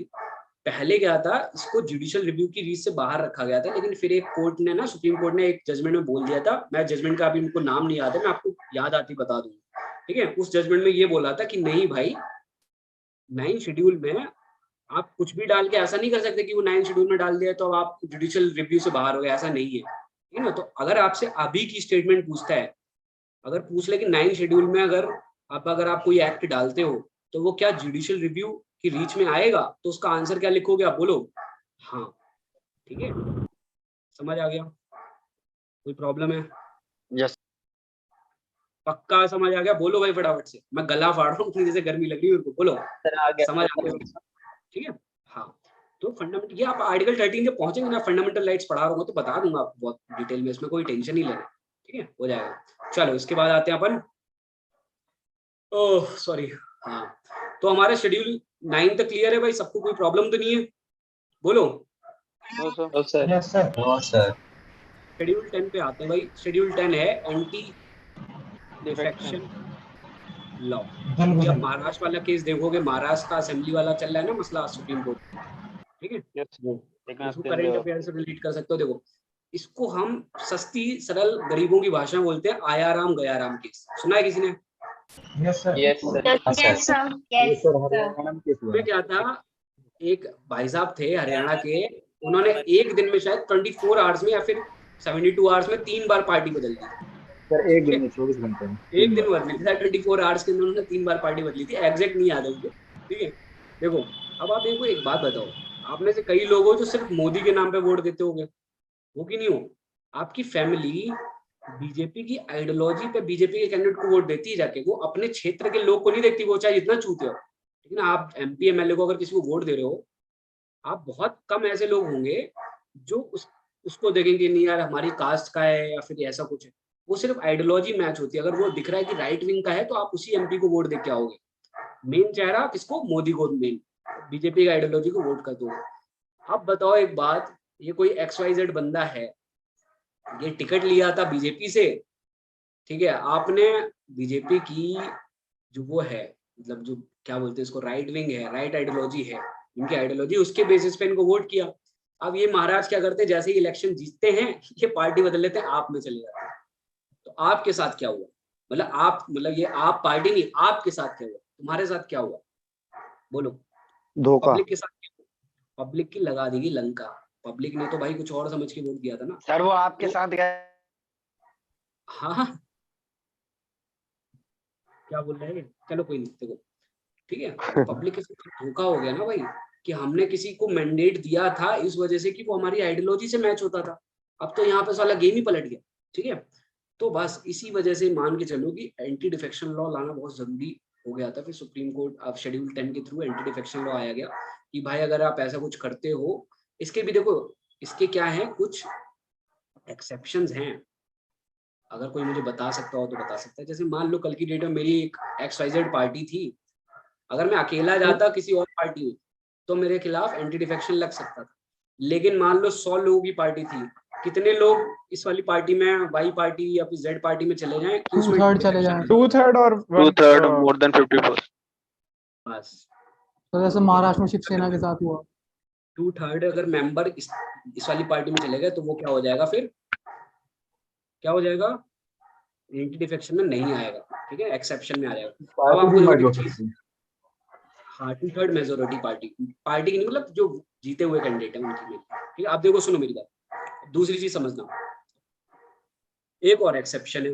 अब मान लो जो स्पीकर होता है या फिर स्टेट असेंबली में क्या होते हैं भाई, बोलो।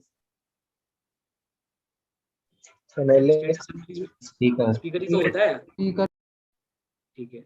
अब ये भी तो किसी एक पार्टी का ही होता है, होता तो किसी एक पार्टी का ही है ना, तो ये तो वोट नहीं देता है। तो अगर कोई अपनी पार्टी के मैंडेट के हिसाब से वोट नहीं देगा तो उस पर भी एंटी डिफेक्शन लग सकती है क्या? तो ये कुछ एक्सेप्शंस होते हैं, स्पीकर्स वाइज ये जो होते हैं इन पे क्या होता है, कुछ एक्सेप्शंस है। इसको आपको पढ़ने की जरूरत नहीं है, 2/3 वाला आपसे पूछ सकते हैं, बस वो याद होना चाहिए आपको। और मेनली आपसे जो भी पूछेंगे वो बता देता हूँ क्या पूछेंगे आपसे, जो पेपर में आएगा क्वेश्चन इससे रिलेटेड।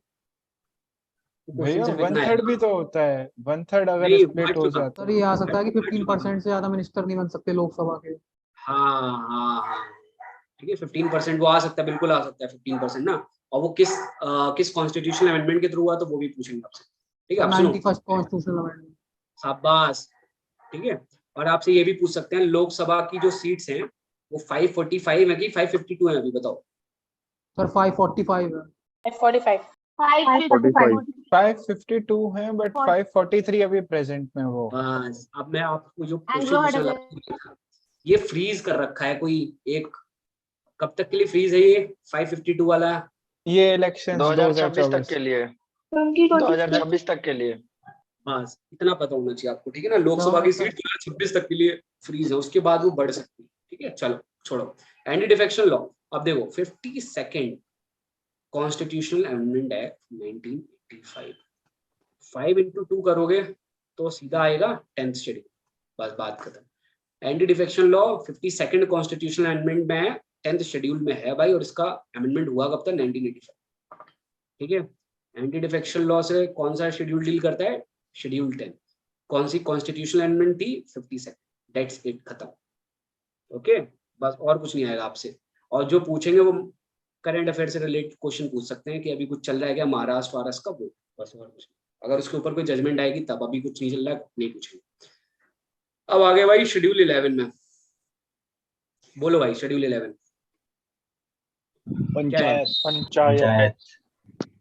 शेड्यूल 12 में दोनों की कॉन्स्टिट्यूशनल अमेंडमेंट बताओ भाई, 73rd और 74, 1992। बस खत्म। अभी मैंने उसके सब्जेक्ट लिस्ट मैंने बताए थे ना आपको, कितने लिस्ट है इसके पास, सब्जेक्ट कितने हैं जिसपे ये लॉज बना सकते हैं? 29। पंचायत के पास है 29, म्युनिसिपैलिटीज के पास है 18। उसका शेड्यूल खत्म होगा। अब कहीं किसी को डाउट है? बोलो बोलो भाई, पक्का किसी को भी डाउट नहीं है? अब शेड्यूल सारे पक्के हो गए। मेरे को रुको, मैं देख लेता हूँ पार्टिसिपेंट्स कैसे देख सकते हैं इसमें, देख। अच्छा ठीक है, ठीक है। तो ठीक, आफिया से मेरा एक सवाल है। आफिया माइक ऑन करेंगे आप, मुझे ये बताओगी कि यूनियन लिस्ट में अभी इस समय कितने सब्जेक्ट हैं? 100। ठीक है। अभिषेक गोयल मुझे बताएगा स्टेट लिस्ट में टोटल सब्जेक्ट्स कितने थे ओरिजिनल कॉन्स्टिट्यूशन में? गोयल नहीं, गोयल गायब हो गया, देखने चला गया नोट्स वापस से। सौरभ सिंह बताएगा, बोल भाई। व्हाट्सअप। अच्छा व्हाट्सएप बताना है, ये नहीं इतना बता नहीं सकते। सुना नहीं सर मैंने। कोई बात नहीं। प्रेरणा राज। यस सर 61 और करंट 61। करंट में कितने हैं? पहले 61 और पहले 66 था सर। हाँ ठीक है, मैं उसका पूछ रहा था जो पहले वाला बंदा बोला। ठीक है चलो कोई, ठीक है भाई खत्म है। अब हमारा शेड्यूल पूरे तरीके से खत्म हो गया, ठीक है। हाँ तो अब बताओ भाई, दूसरा टॉपिक स्टार्ट करते हैं हम फटाफट से। ब्रेक तो नहीं चाहिए किसी को? 2 मिनट का ब्रेक दे सकता हूँ मैं। ब्रेक सर,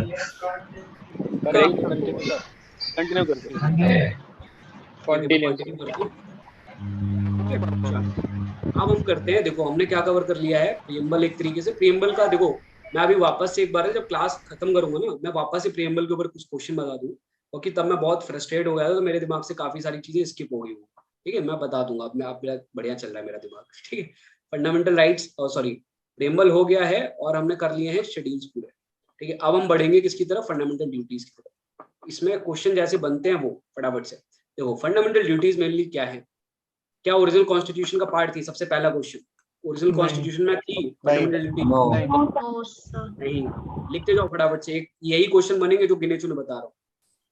पहली स्टेटमेंट है कि फंडामेंटल ड्यूटीज क्या ओरिजिनल कॉन्स्टिट्यूशन का पार्ट थी? नहीं, ठीक है। तो फिर भाई किसी ना किसी कॉन्स्टिट्यूशनल अमेंडमेंट के थ्रू आई होंगी, बोलो भाई। हाँ आई थी 42nd अमेंडमेंट और 86th अमेंडमेंट। Just hello. नहीं मैं नहीं सुन रहा, हेलो नहीं कर पाऊंगा सो कभी सुनो सर वो सर मैं बोल रहा था सर, मेरी आवाज नहीं आ रही थी, अब आई है।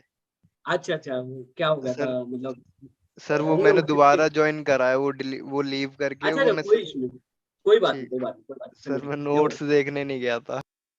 अच्छा अरे कोई नहीं, मैं तो ऐसे मजे लेता हूँ, ठीक है समझ आ गया।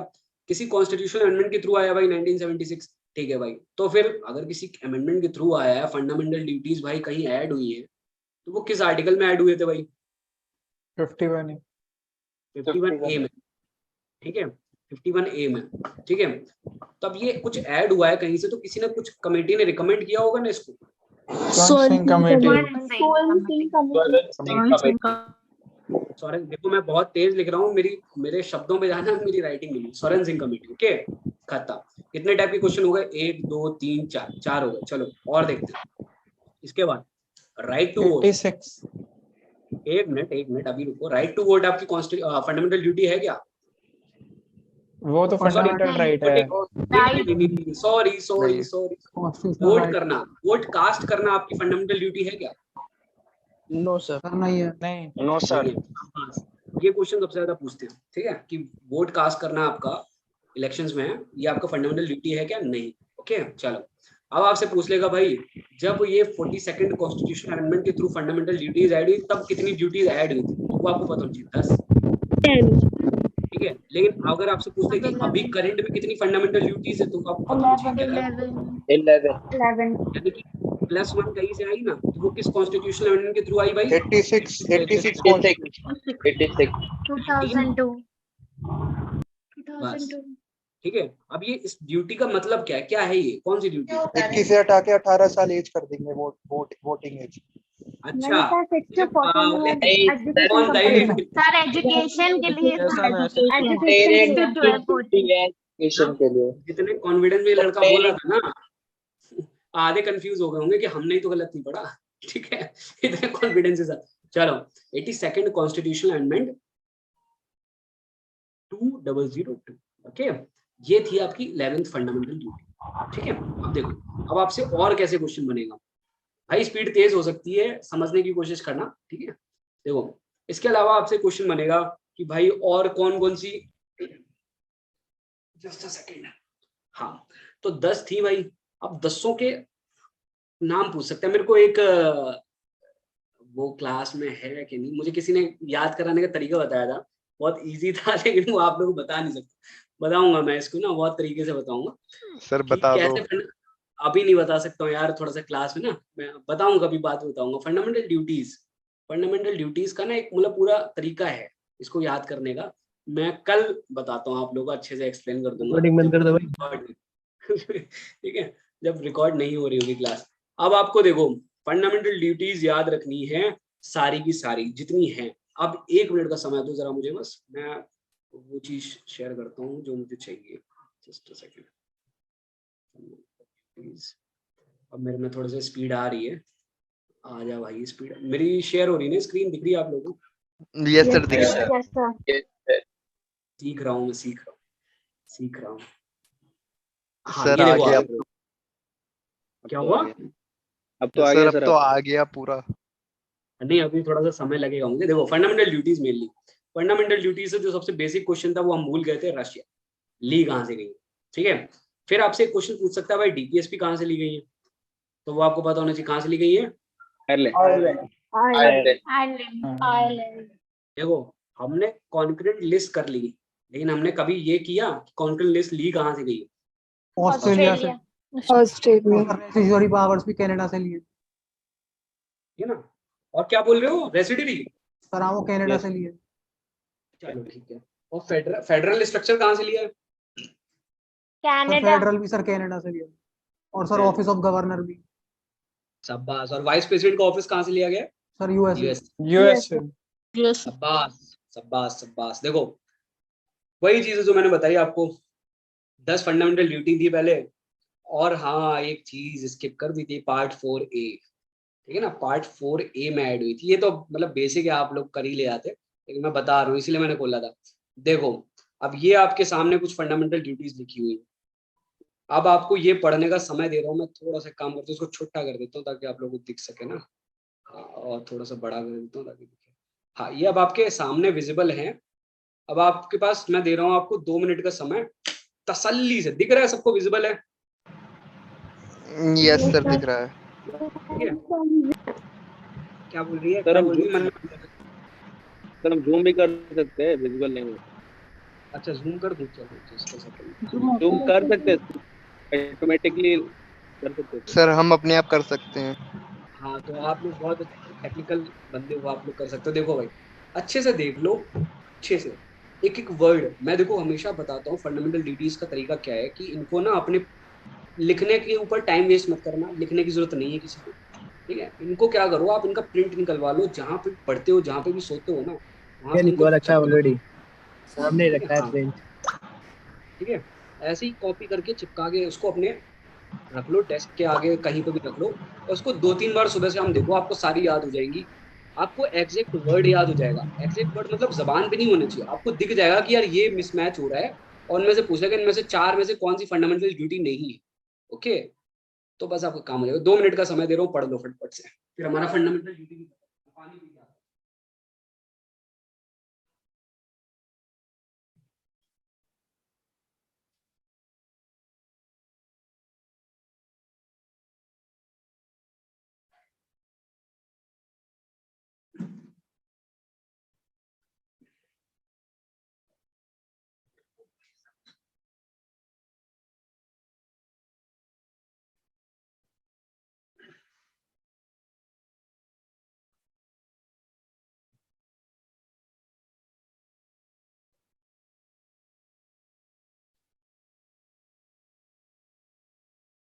पढ़ दिया भाई सबने? Yes sir. देखो, इससे जो हमने अभी क्वेश्चन किए ना, वही क्वेश्चंस फ्रेम होते हैं। आपसे जो एक चीज पूछेगा वो हमेशा ये पूछ लेगा कि फंडामेंटल ड्यूटी इन्फोर्सिबल होती है बाय लॉ। वो मैंने सबसे पहले आपको बताया था कि फंडामेंटल ड्यूटीज को आप इन्फोर्स कराने के लिए नहीं जा सकते। अच्छा, मैंने जब ये एक वीडियो डाली हुई थी, मतलब मैंने इससे रिलेटेड प्लेलिस्ट भी डाल रखी जो इससे क्वेश्चन बन सकते हैं मेरे हिसाब से, फंडामेंटल ड्यूटीज और फंडामेंटल राइट्स और डायरेक्टिव प्रिंसिपल्स और प्रियम्बल के ऊपर मैंने वीडियो भी डाल रखी। वो आप यूट्यूब पे जाके ना, चैनल पे जाके स्क्रॉल करके देख सकते हो, वहां पे मैंने ना क्वेश्चंस फ्रेम कर रखे। तो वो क्वेश्चंस देखा है ना आप लोगों ने, जिसने भी देखा है, बस वही क्वेश्चंस हैं, उससे अलावा नहीं बनेगा। फंडामेंटल राइट से 1-2 क्वेश्चन और बन सकते हैं, बाकी किसी टॉपिक से क्वेश्चन इसके अलावा नहीं बनेगा। ठीक है, देखो अब आपका क्या है, ये आपका लगभग हो गया खत्म। ठीक है, फंडामेंटल ड्यूटीज में इसके अलावा कुछ पूछेंगे नहीं, समझ आ गया? ठीक है, हम 8 से 10 क्वेश्चन हमने किए फंडामेंटल ड्यूटीज में, उसके अलावा कुछ भी नहीं पूछेंगे आपसे। अब देखो हम आते हैं किसमें, मैंने क्या बोला था, डीपीएसपी और फंडामेंटल राइट्स बचे हुए ना अभी हमारे कंप्लीट करने को आजकल। जस्ट अ सेकंड, मेरा सर पकड़ रहा है बहुत बुरी तरीके से, 1 मिनट।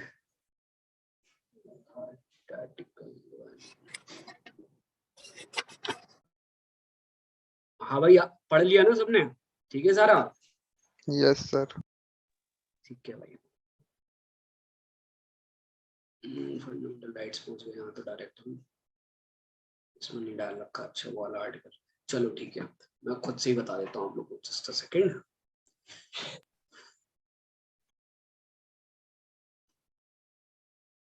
हाँ अभी आ गए हम वापस से। दिख रहा है आप लोगों को पेज? दिख रहा है?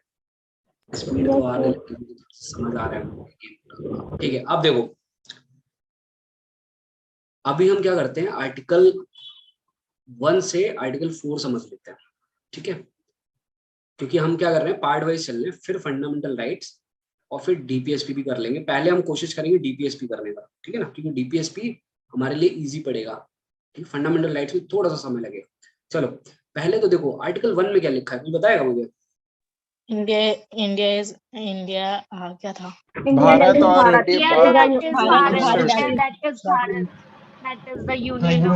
यूनियन ऑफ स्टेट्स एंड ये क्या भाषण बच गई?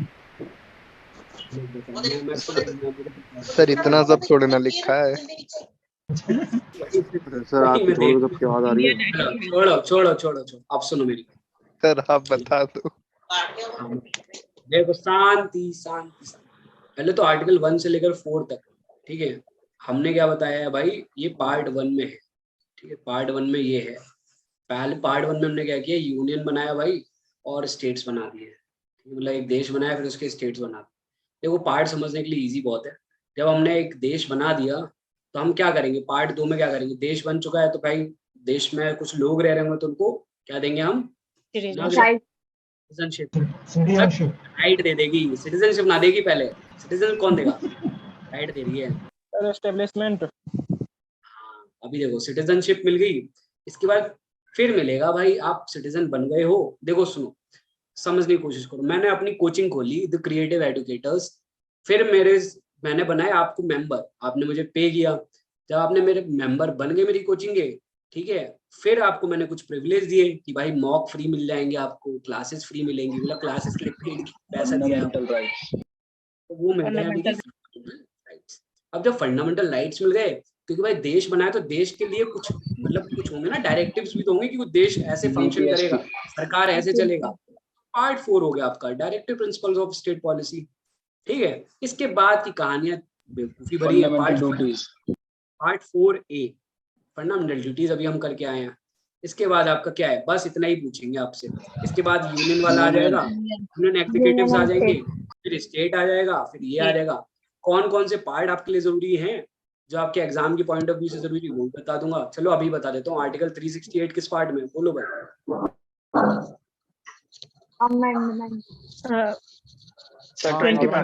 आर्टिकल 20 पार्ट 20 में आर्टिकल 368 आप ये लोग बताओ, मुझे नहीं आता। देखो पार्ट 20 ये लिख लेना भाई, ठीक है। ये पूछेंगे आपसे, इसको ऐसे ऐसे लिख कर देंगे, वो पार्ट 20 करके लिख के ऐसे करके देंगे, ठीक है। इसको कौन से बोलते हैं, क्या बोलते हैं इसको यार, मैं भूल गया क्या बोलते हैं।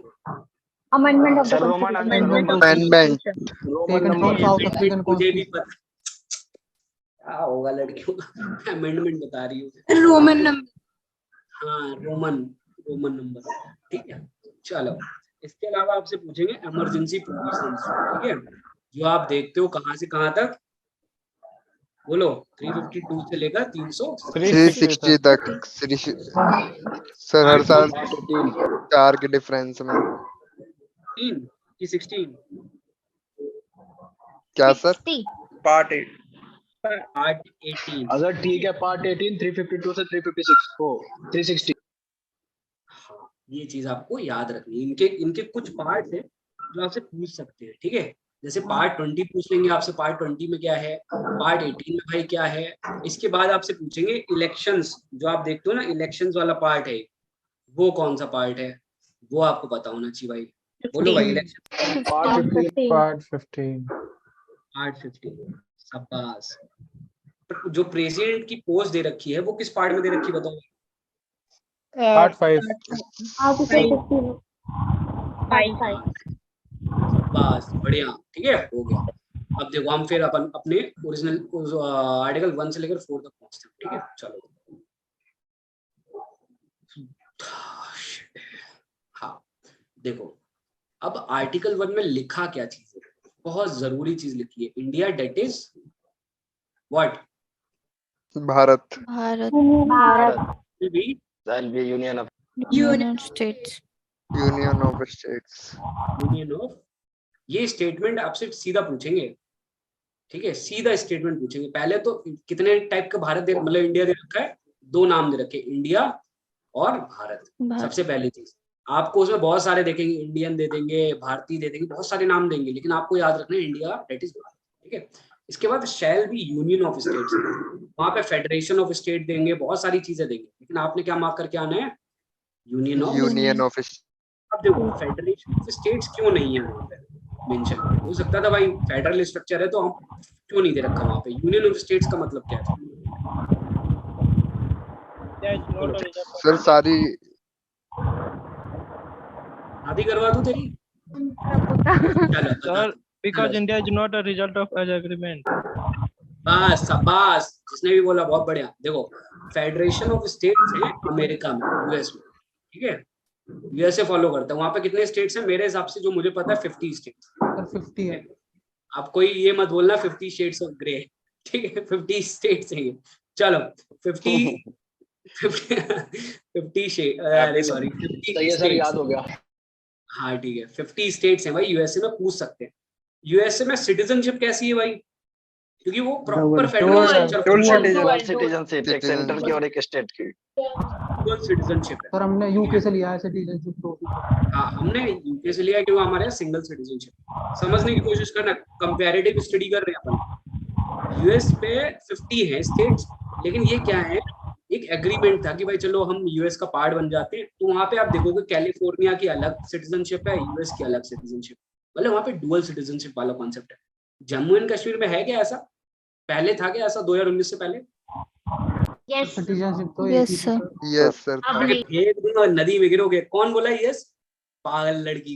अरे इंडिया में कभी सिटीजनशिप तो एक ही थी सर। citizenship का कॉन्सेप्ट सर था ही पहले नहीं। था सर अरे पहले पहले कभी था नहीं। 2019 में हे नहीं भगवान। सर सर पहले ये और था पहले था सिटीजनशिप तो एक ही थी, सिर्फ Woman. कॉन्स्टिट्यूशन अलग था वहाँ का। सिटीजनशिप सर तो ये एक अपनी ही थी। गलत बात को भी आगे रख रही है। अब एक काम करो, कौन लड़की थी? नाम के साथ हाजिर हो, कौन लड़की थी? सर हमें कौन थी? हम नहीं, नाम बताओ, मुझे दिख नहीं रहा है कुछ भी, मैं अंधा हो चुका हूँ। मैं इतना कौन? मोनिका? अनिका मोनिका? अरे नाम भी तुम्हारा नाम भी कंफ्यूजिंग है। देखो सुनो, ऐसा नहीं था। जब मैं बार बार बोल रहा हूँ कि हमारे इंडिया में कभी वो सिटीजनशिप थी ही नहीं, तो जम्मू एंड कश्मीर से कैसे हो जाएगी? ऐसा नहीं था ना। कई लोग कंफ्यूज रहते हैं इस चीज के लिए कि उनको लगता है 2019 से पहले डुअल सिटीजनशिप थी इंडिया, कभी नहीं था। ठीक है, ये चीज मैंने जानबूझ के, मैं हमेशा क्रॉस कर दो, बच्चे फंस जाते हैं। कहना कुछ और चाह रहा था लेकिन नहीं बोला। समझ आ गया भाई? हमारे यहाँ सिटीजनशिप, जो सिटीजनशिप है, सिंगल सिटीजनशिप। ठीक है, चलो अब देखो यूनियन ऑफ स्टेट्स का मतलब क्या है।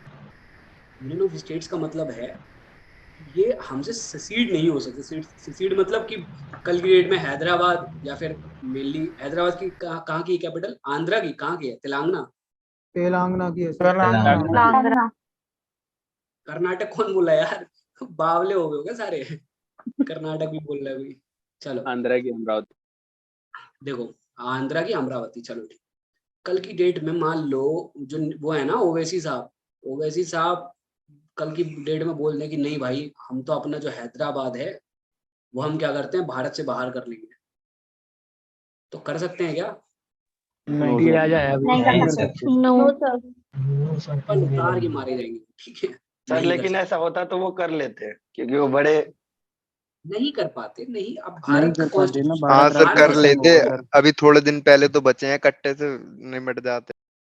कोई बात नहीं। देखो भारत का जो हमारा जो देश है ना, हमारा जो संविधान लिखा है, जिसने कॉन्स्टिट्यूशन जिसने लिखा है, कॉन्स्टिट्यूशन इतना ताबड़तोड़ बनाया है ना हमारे कॉन्स्टिट्यूंट असेंबली में, कि आप देखोगे ना कि उसके जब फीचर्स पढ़ने बैठो ना, पागल, अरे बाप रे बाप। आपने कभी देखा है कि इम्यूनिटी आर्टिकल, अगर आप आर्टिकल 361 पढ़ते हो, ठीक है, आर्टिकल 361 देखते हो कि प्रेसिडेंट और गवर्नर को इम्यूनिटी ग्रांट है, मिली हुई है ना, कि भाई वो कांड जी। करेंगे तो उनको हाँ जी। ये कांड के छोड़ दिया जाएगा उस समय तक के लिए, जब तक वो अपनी पोजीशन पे। लिखा है ना ये चीज। अब एक बात बताओ, देखो सोचो, बस सोच देखो इन बंदों की। अब पार्डनिंग पावर किसके पास है? पार्डनिंग पावर का वो बताओ आर्टिकल। प्रेसिडेंट। आर्टिकल बताओ, आर्टिकल 70 या 61? 74 72 ऑर्डिनेंस मेकिंग गवर्नर के पास भी तो है पार्डनिंग पावर। बोलो भाई कितना है आर्टिकल? 89 प्लस हो जाएगा। 89 करो ना, मेरे को नहीं आती। 161 नहीं, 161 में है क्या पार्डनिंग पावर? पक्का? हाँ 89 प्लस होगा। 161 में है सर। अब बात मैंने ट्रिक बताई है, काफी लोगों को पता होगी, नहीं पता होगी तो बता दूंगा अभी, ठीक है? चलो देखो, अब आप एक बात बताओ, अब इनको इम्यूनिटी देने का एक मकसद था, ठीक है? अब अगर हमने मतलब इनको एक आर्टिकल, देखो इनको खुद ही दे रखा है कि भाई आप पार्डन कर सकते हो, कल की डेट में इनको कोई सजा हो गई, खुद ही को पार्डन कर लेंगे, ठीक है ना? तो बहुत सोच समझ की चीजें चलाई गई हमारे कॉन्स्टिट्यूशन, बहुत तरीके से रखा गया, ठीक है? कि हाँ भाई आप, अब आप आर्टिकल 14 जब देखोगे कभी, आर्टिकल 14 में दो चीजें लिखी हुई है, चलो इसको लिख लेना, मेनली मैं बाद में बता दूंगा। इक्वालिटी बिफोर लॉ और इक्वल प्रोटेक्शन ऑफ लॉ, ऐसा कुछ लिखा है क्या? Yes sir. Yes sir. तो बाद में एक्सप्लेन कर दूंगा ये असल में चीज क्या है, ठीक है? बस इसको याद रखना। ये लिए कहाँ से गए थे ये पूछ लेते हैं। इक्वालिटी बिफोर लॉ इसे याद रखना है, ब्रिटेन, हाँ ब्रिटेन, और ये यूएस, बस बात कर, ठीक है? अब देखो हम वापस से आते हैं आर्टिकल 1 की तरफ। फेडरेशन ऑफ स्टेट्स का सिर्फ इतना सा मतलब है कि भाई हमसे आप जुदा नहीं हो सकते, समझ रहे हो? आप हमसे ब्याह कर लिया है, हाँ आपके पास कोई तलाक करने का ऑप्शन है नहीं, समझ रहे हो? हम ऐसा कोई लॉ ही नहीं बनाया जिससे आप हमसे जुदा हो सके, ठीक है? समझ आया? अब देखो इसमें कितने टाइप की जो स्टेट्स और टेरिटरीज दे रखे हैं, उसमें क्या लिखा हुआ है वो बताएगा कोई मुझे? कितने टाइप की मतलब चीजें दे रखी है? Territory of state, the territory of India shall, इसमें एक वर्ड लिखा हुआ है टेरिटरी ऑफ इंडिया शैल। पहला तो भाई क्या है?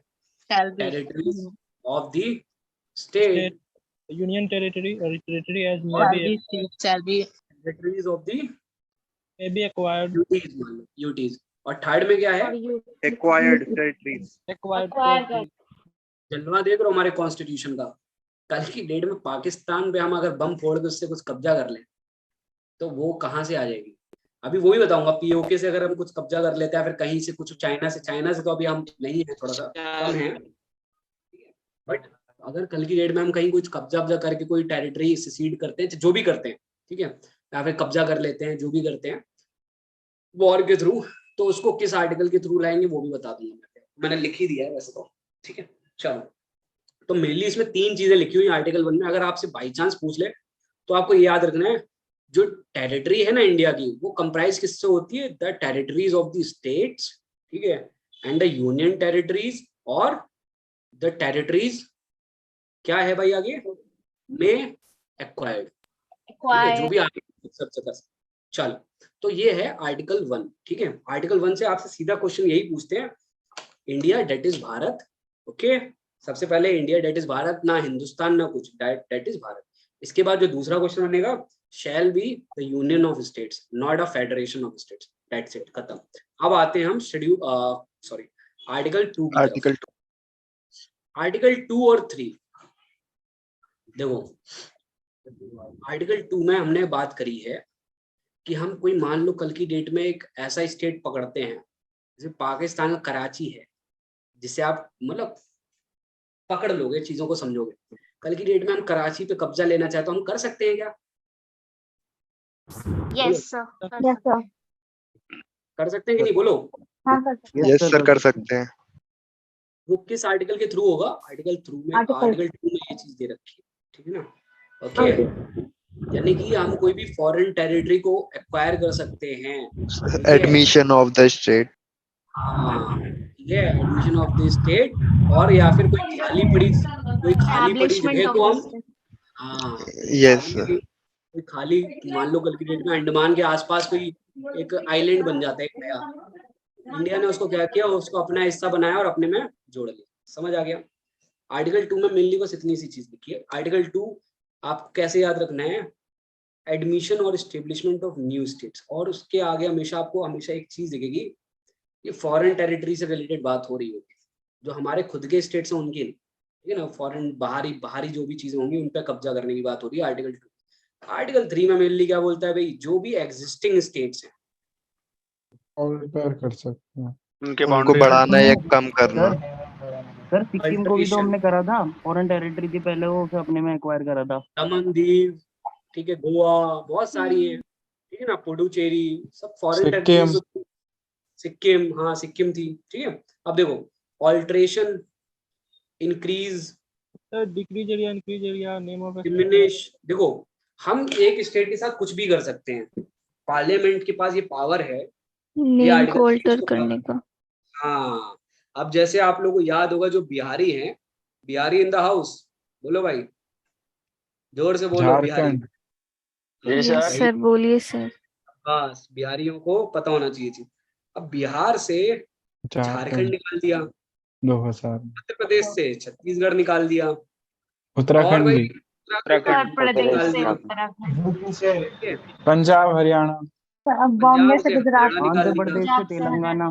देखो सुनो, पंजाब से हरियाणा निकला, प्लस अगर तरीके से हो तो हिमाचल भी निकला, ठीक है, ठीक है। चलो एक चीज बता रहा हूँ बस अभी, इसके बाद अगर आप देखोगे तो आंध्रा से क्या निकल गया? तेलंगाना, बॉम्बे से गुजरात। इसमें इनके ईयर याद रखने, देखो, बिहार, मध्य प्रदेश, यूपी से उत्तराखंड भी निकला सर। उत्तराखंड, हाँ वही लिख दिया ना मेरे ऊपर। ये कब निकले? 2000, ठीक है। तेलंगाना शायद 2014 का है, तेलंगाना सॉरी 2014-15 कब का है? 14 का स्टेट रिवॉल्यूशन 14 का है सर, 2014। ठीक है भाई। अब देखो, कल की डेट में, अब जैसे योगी बाबा हैं हमारे, योगी बाबा को नाम बदलने का शौक है, ठीक है, तो नाम बदल सकती है क्या सेंट्रल गवर्नमेंट भी? कल मोदी चाहे कि भाई यूपी का नाम बदल दे तो बदल सकता है क्या भाई, बोलो? यस सर, यस सर, बदल सकते हैं। ऐसा कुछ है क्या कि कोई योगी जी की, मतलब यूपी की परमिशन लेनी होगी कि भाई हम तुम्हारा नाम बदलना है, ऐसा कुछ है क्या? नहीं सर, पार्लियामेंट के पास पूछनी होगी, अगर वो सहमति दे भी तो भी सही, नहीं दे तो भी डिस्कशन सही। करने के बाद अच्छी वजह सर लेकिन स्टेट को इन्फॉर्म तो करना पड़ता है ना। सर एक बार पूछेंगे, अगर वो सहमति दे तो भी सही, नहीं दे हाँ तो भी सही। उनकी सेंटर सर चाहे तो बदल हाँ या सकता ना में कोई मर्जी नहीं है, बस इन्फॉर्म करना पड़ता है। इन्फॉर्म करेंगे, ठीक है। इन्फॉर्म करना हमारा है कि भाई देखो तुम्हारे साथ खेला कर रहे हैं हम, ठीक है, और बाकी तुम्हें मजा मतलब करना है अच्छा ना शिक्षा से तो करो, नहीं करना है तो बाढ़ में जाओ, हमें कोई घंटा फर्क नहीं पड़ता है, हम करेंगे, ठीक है। तो ये पावर किसके पास है? इसके पास है भाई, पार्लियामेंट। पार्लियामेंट, ठीक है। बस तो ये चीज है, बिहार, एमपी, यूपी, ये चीज आपको पता होनी चाहिए कब बना, 2000 में, ठीक है। ये आर्टिकल 3 के तहत ही मेनली बने थे, आंध्रा भी ऐसे ही बना। अब एक क्वेश्चन आपसे आ सकता है, रीऑर्गेनाइजेशन ऑफ स्टेट्स करके कुछ हुआ था क्या भाई? Sir state reorganisation commission 2019 JNK Fazal Ali was its chairman. सबसे पहला 1956 justice Fazal Ali was its chairman. Abbas, ये बहुत बढ़िया लड़का है जो बोला है, प्रखर, बहुत बढ़िया बेटा, तुमको हमारी तरफ से एक टॉफी मिलेगी, ठीक है। फजल अली कमीशन, ये बहुत कम लोगों को पता होता है, ठीक है। फजल अली भाई साहब का नाम याद रखना, फजल अली, जो हमारे मुन्ना वो सॉरी गुड्डू भैया हैं, फैजल अली, ठीक है। गुड्डू भैया मिर्जापुर याद है आप लोगों को, ठीक है। Yes sir. ऐसे याद रखना है कि मिर्जापुर को वो हथिया रहे हैं, तो वो क्या कर रहे हैं, वो अपने हिसाब से कानून बना रहे हैं। तो फजल अली साहब ने क्या किया कि उन्होंने सजेस्ट किया कि लिंग्विस्टिक बेसिस पे भी हम बना सकते हैं स्टेट्स, ठीक है। उन्होंने बहुत सारे क्राइटेरिया दिए थे कैसे कैसे बना सकते हैं, बस लेकिन मैं लिंग्विस्टिक इसलिए मेंशन कर रहा हूँ क्योंकि फिर लिंग्विस्टिक एक स्टेट बना था ना लिंग्विस्टिक बेसिस पे, उसका नाम आंध्र प्रदेश। आंध्र प्रदेश 1956 में या 53 में? 53 था कि 56 था? 53 ऐसे करो 53 था सर। अब सुनो, फजल अली कमीशन में ही क्या बोला था कि स्टेट को रीऑर्गेनाइज करते हैं। जो कैटेगरी है ना, पहले आप देखोगे ABCD कैटेगरी में था हमारे, मतलब स्टेट, मतलब प्रिंसली स्टेट्स किसी और में थे, जो ब्रिटेन वाले थे वो A में थे, ठीक है, समझ रहे हो, ऐसे करके चीजें थी। तो फिर उसको उन्होंने कहा ये एबॉलिश करते हैं हम, ये हटाते हैं, इनको क्या करते हैं हम डायरेक्ट स्टेट्स बना देते हैं। तो उन्होंने जब ये बना आपका रीऑर्गेनाइजेशन हुआ तो कितने स्टेट थे? 14। यस सर और 6 UTs केंद्र शासित प्रदेश थे। बस अब आप लोग समझदार हो, ठीक है। चलो सर एक बार फिर से बता दे। देखो फजल अली कमीशन मेनली क्या था, फजल अली एक कमीशन अपॉइंट हुआ था। सर ये तो क्या हुआ था कि हुआ था सर एडहॉक क्या अरेंजमेंट। बोल रहे हो भाई? सर ये कैंसिल भी हुआ था ना एडहॉक अरेंजमेंट से? नहीं नहीं, 2 हुआ, सुनो मेरी बात, 2 हुए थे। फजल अली के पीछे की ज्यादा कहानी आपको जानने की जरूरत नहीं है, आपको ये पता होना चाहिए कि रीऑर्गेनाइजेशन ऑफ स्टेट जब हुए थे ना, तो उसके पीछे की जो माइंड था ना, पीछे की जो कहानी थी, वो पूरी फजल अली वाली, फजल अली कमेटी की थी, ठीक है। बस इतना पता होना चाहिए। और 14 स्टेट्स बने थे और 6 यूटीज बनी थी। उसके बाद देखो अब कितने स्टेट हो गए, 28 और 8 यूटीज, ठीक है। दमन एंड दीव और दादरा एंड नागर हवेली प्लीज याद रखना, आप लोग पूछ सकता है आपसे। चलो खत्म है भाई ये, ठीक है, कोई दिक्कत यहाँ पे? No sir. अब आते हैं हम आर्टिकल 4 पे। आर्टिकल 4 में लिखा क्या, ये बताओ क्या है, ये क्या थर्ड में लिखा है, उसमें कोई अमेंडमेंट नहीं होता। अमेंडमेंट इन शेड्यूल 1 और विच विल, और सॉरी आर्टिकल 368 के अंदर नहीं आ सकता लोग। शाबाश, आर्टिकल 368 के अंदर नहीं डील करेगा। 368 में क्या दे रखा है? प्रोसीजर ऑफ अमेंडमेंट, ठीक है, अमेंडमेंट। तो यानी कि जो भी हम इसमें चेंजेस करेंगे वो क्या होगा, एक ऑर्डिनरी प्रोसेस से हो जाएगा। उसके लिए हम क्या करेंगे, उसके लिए हमें क्या नहीं चाहिए, अमेंडमेंट की जरूरत नहीं है। समझ आ रहा है? देखो आर्टिकल 4 में मेनली ये लिखा हुआ है कि जब भी आर्टिकल 2 या 3 के तहत अगर हम कुछ चेंजेस करते हैं, कुछ भी अगर चेंज करते हैं, स्टेट की बाउंड्री घटाते बढ़ाते हैं या फिर कुछ भी करते हैं, फिर कोई स्टेट लेकर आ जाते हैं अपने देश के अंदर, तो उसका चेंज कहाँ होगा? देखो मैंने आपको शेड्यूल इसीलिए पहले कराए थे ताकि आप इससे कनेक्ट करो। अब मेरे को बताओ मैंने क्या बोला, अब आपको सोचना है, अगर एक नया स्टेट ऐड हुआ, नया स्टेट ऐड हो रहा है, तो किस किस शेड्यूल में चेंजेस हो सकते हैं? 1 और 4 शेड्यूल 1 में, क्योंकि वहां पे उसकी नेम्स और टेरिटोरियल जुरिडिक्शन दे रखा है स्टेट्स का, ओके। 4 में इसलिए कि भाई अगर कोई एक स्टेट नया बन गया तो राज्यसभा की सीट्स का एलोकेशन भी तो होगा वहां पे, ठीक है ना। तो बस यही चीज दे रखी है आर्टिकल 4 में। अगर आर्टिकल 3 और 4 के तहत अगर आर्टिकल 2 और 3 के तहत अगर कोई चेंजेस होते हैं हमारे कॉन्स्टिट्यूशन में, तो उसका जो डायरेक्ट इम्पैक्ट होगा वो कहाँ पड़ेगा? 1 और 4 1 और 4 शेड्यूल में। दैट्स इट, खत्म। आर्टिकल 1 से 4 कंप्लीट हो गए। अब बताओ किसी कोई समस्या आ रही है यहाँ तक? ठीक जा रहा है, कोई दिक्कत? No sir. जमा देता यार, क्या बताऊँ, टेक ये साला टेक गाय वाले बड़ा समस्या होती है मेरे को। बहुत मजा आएगी अभी कॉन्स्टिट्यूशन जब जैसे जैसे आगे बढ़ेगी ना तो और मजा आएगा। एक बार मैं समझ जाऊँ ना जूम को, फिर कोई प्रॉब्लम नहीं। 1 मिनट का ब्रेक है, पानी पी कर आओ, मैं भी पी लूँ। कोई किसी को कोई समस्या है जब तक पूछ सकता है, मैं पानी पी चुका। बोलो। सर क्लियर है अभी तक सब ठीक है भाई, कोई दिक्कत तो नहीं आ रही? देखो हम बहुत ज्यादा, जैसे मैं आपको मोटा मोटा एक हिंट दे दूँ, अभी आ जाए बच्चे सारे सुसु करने गया होगा। सर एक चीज पूछनी थी सर, ये क्लास रोज इस टाइम पे नहीं हो सकती? प्रॉब्लम क्या है कि मेरे को कोर्ट कचहरी जाना होता है, तो अच्छा सर, ठीक है। पॉसिबल नहीं है, शाम को ही हमारे पास समय होता है। प्रयास करूंगा जब तक सैटरडे संडे फ्री रहूंगा तो वर्क रख लूंगा। ठीक है सर। अब तो बता दो, ट्रिक तो बता दो एफडी वाली। कौन सी? फंडामेंटल ड्यूटीज वाली? बताऊंगा, बता दूंगा। ठीक है, बनाई है क्या?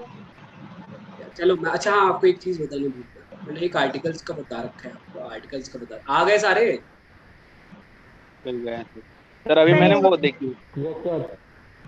अरे देखो, एक दूर से वो सुसु करने गया, इतनी दूर से बोल रहा है यस सर। देखो एक आर्टिकल की मैंने ट्रिक्स बताई थी कुछ, कि किसमें कितना ऐड करोगे। जैसे अगर आपने सेंटर के आर्टिकल्स रट लिए, आराम से हो, कोई दिक्कत नहीं, आराम से करो। अगर आपने सेंटर सीए लिख दिया मैंने, सेंटर यानी कि यूनियन के आपने आर्टिकल्स पढ़ लिए, तो आपको स्टेट के पढ़ने की जरूरत नहीं है। वो मैं ट्रिक एक बता दूँ, इजी है, बहुत बेसिक है। तो वो ट्रिक क्या है, देखो कोई भी आर्टिकल पकड़ो 74 से लेकर कहाँ तक, 110 तक, ठीक है। उसमें आप ना क्या करो, 89 किसी भी आर्टिकल में ऐड करो, इनमें से किसी भी आर्टिकल में 89 जो आगे आएगा ना वो सेम आर्टिकल्स होंगे। आ गए ना सारे?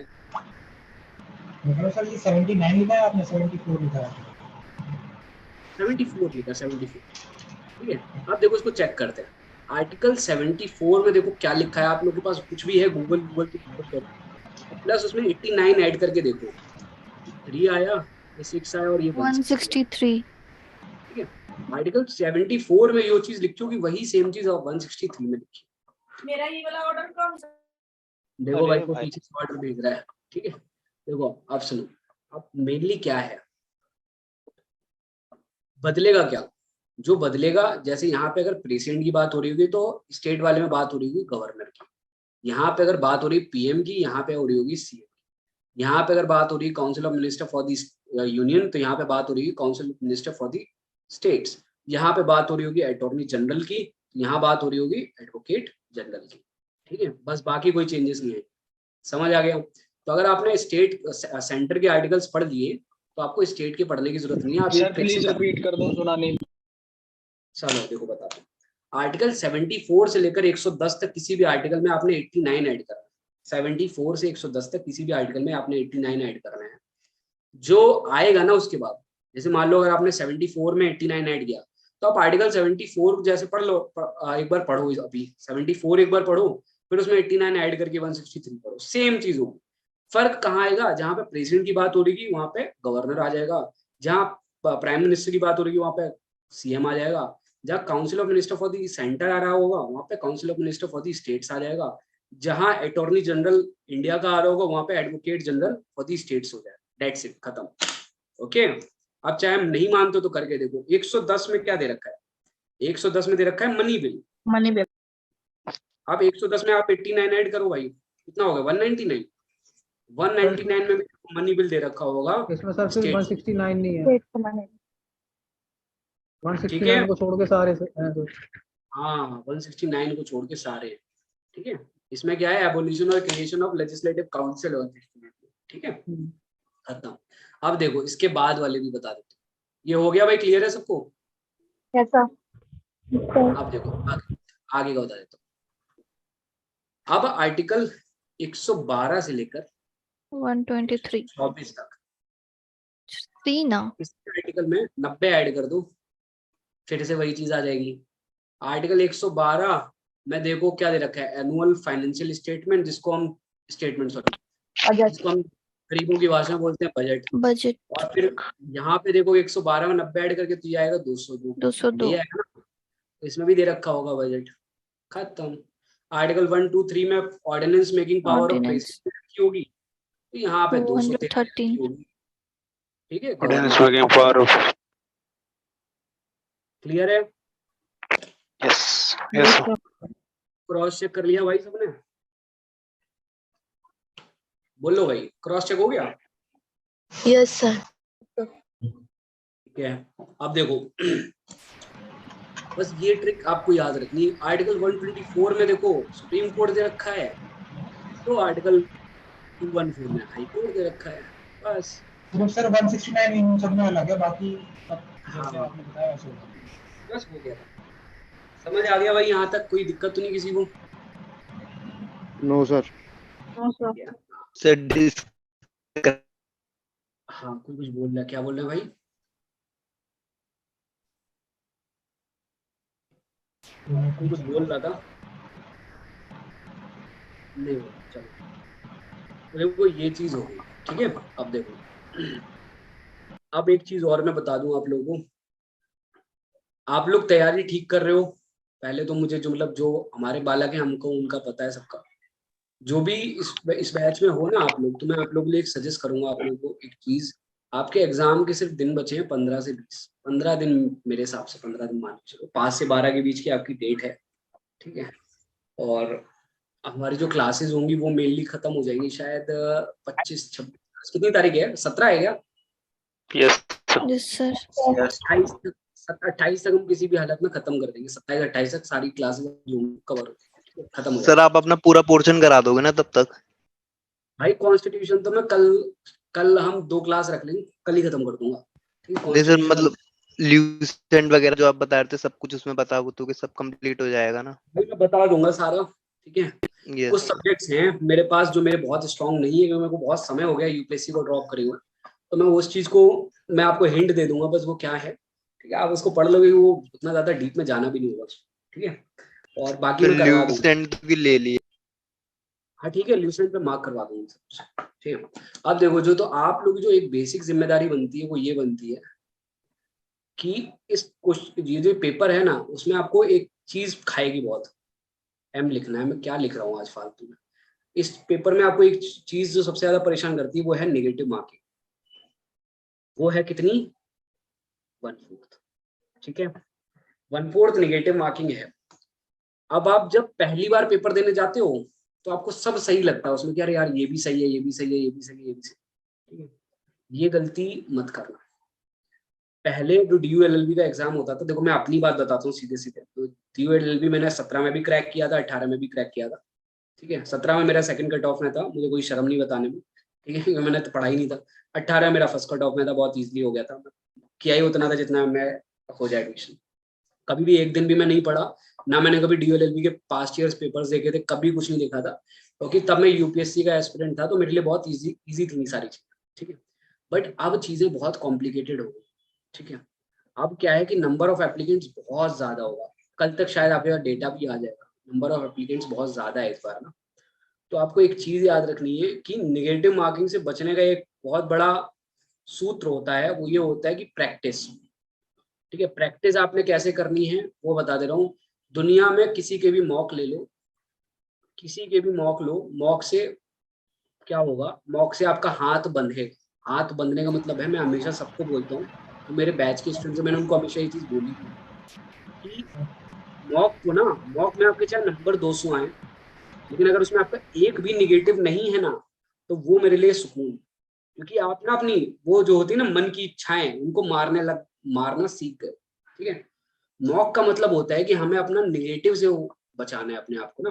एक स्टूडेंट है मेरी, उसका नाम भूल गया मैं, पता नहीं कौन सी लड़की थी, उसने एक दिन एग्जाम दिया, उसके सिर्फ नंबर थे 198, 196 या 198 थे, निगेटिव उसके एक भी नहीं थे। मैंने उसको बहुत शाबाशी दी, मैंने कहा भाई ये अपनी इंद्रियों पे वश, इसका वशीकरण करना इसको आ गया कि अपने मन पे कैसे काबू करना है, ठीक है।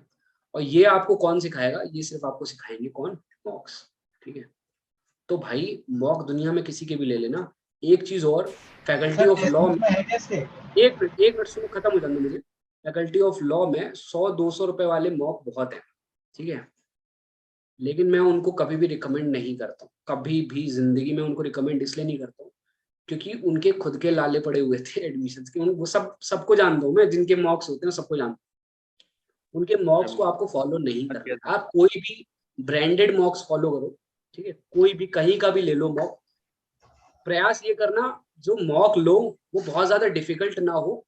पता नहीं किसी मेरी बैच की एक लड़की थी, उसने मुझे बताया था कि सर उनके मॉक्स मैंने सॉल्व किए, यहाँ पे है क्या वो लड़की, उसने बताया था मेरे को सर 200-250 नंबर नहीं आ रहे, आयुषी वाले में पता नहीं किसने बताया था, डिफिकल्ट है, 2 घंटे से बहुत ही टफ क्वेश्चन है।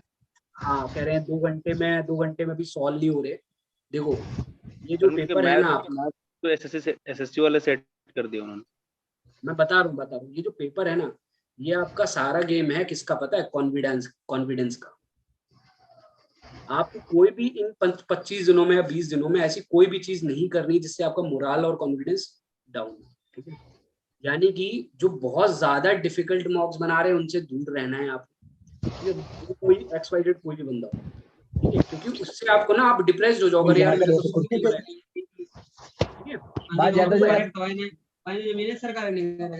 मोटर मोटर खुल गया भाई, इसका हटाओ जरा क्लास से, इसका मोटर खुल गया, बंद करो इसका मोटर। चलो हाँ चलो ठीक है, देखो समझ आया। तो ऐसी चीजों से बचना, कोई भी निगेटिविटी से बचने की जरूरत है। कोई भी आपको कुछ भी बोल रहा है, अरे ये पढ़ना है वो पढ़ना है, नहीं, आपने अभी तक जो पढ़ा है किसी एक सोर्स को फॉलो करो। आपको लक्ष्मीकांत नहीं पढ़नी। मैंने डे 1 में जब ओरिएंटेशन ले रहा तब भी मैंने बताया था कि जिसने जब अभी तक लक्ष्मीकांत नहीं छुई है तो उसको मत छूना, पाप है तुम्हारे लिए, ठीक है।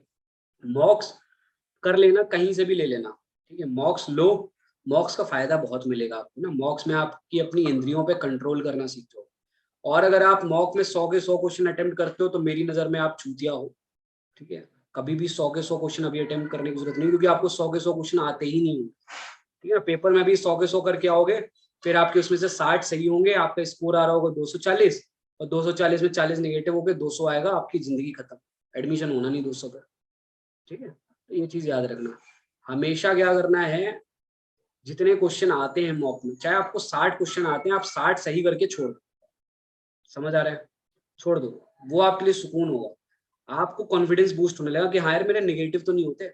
मेरा बैच का एक बालक है निखिल है क्या क्लास में, निखिल शर्मा, ठीक है।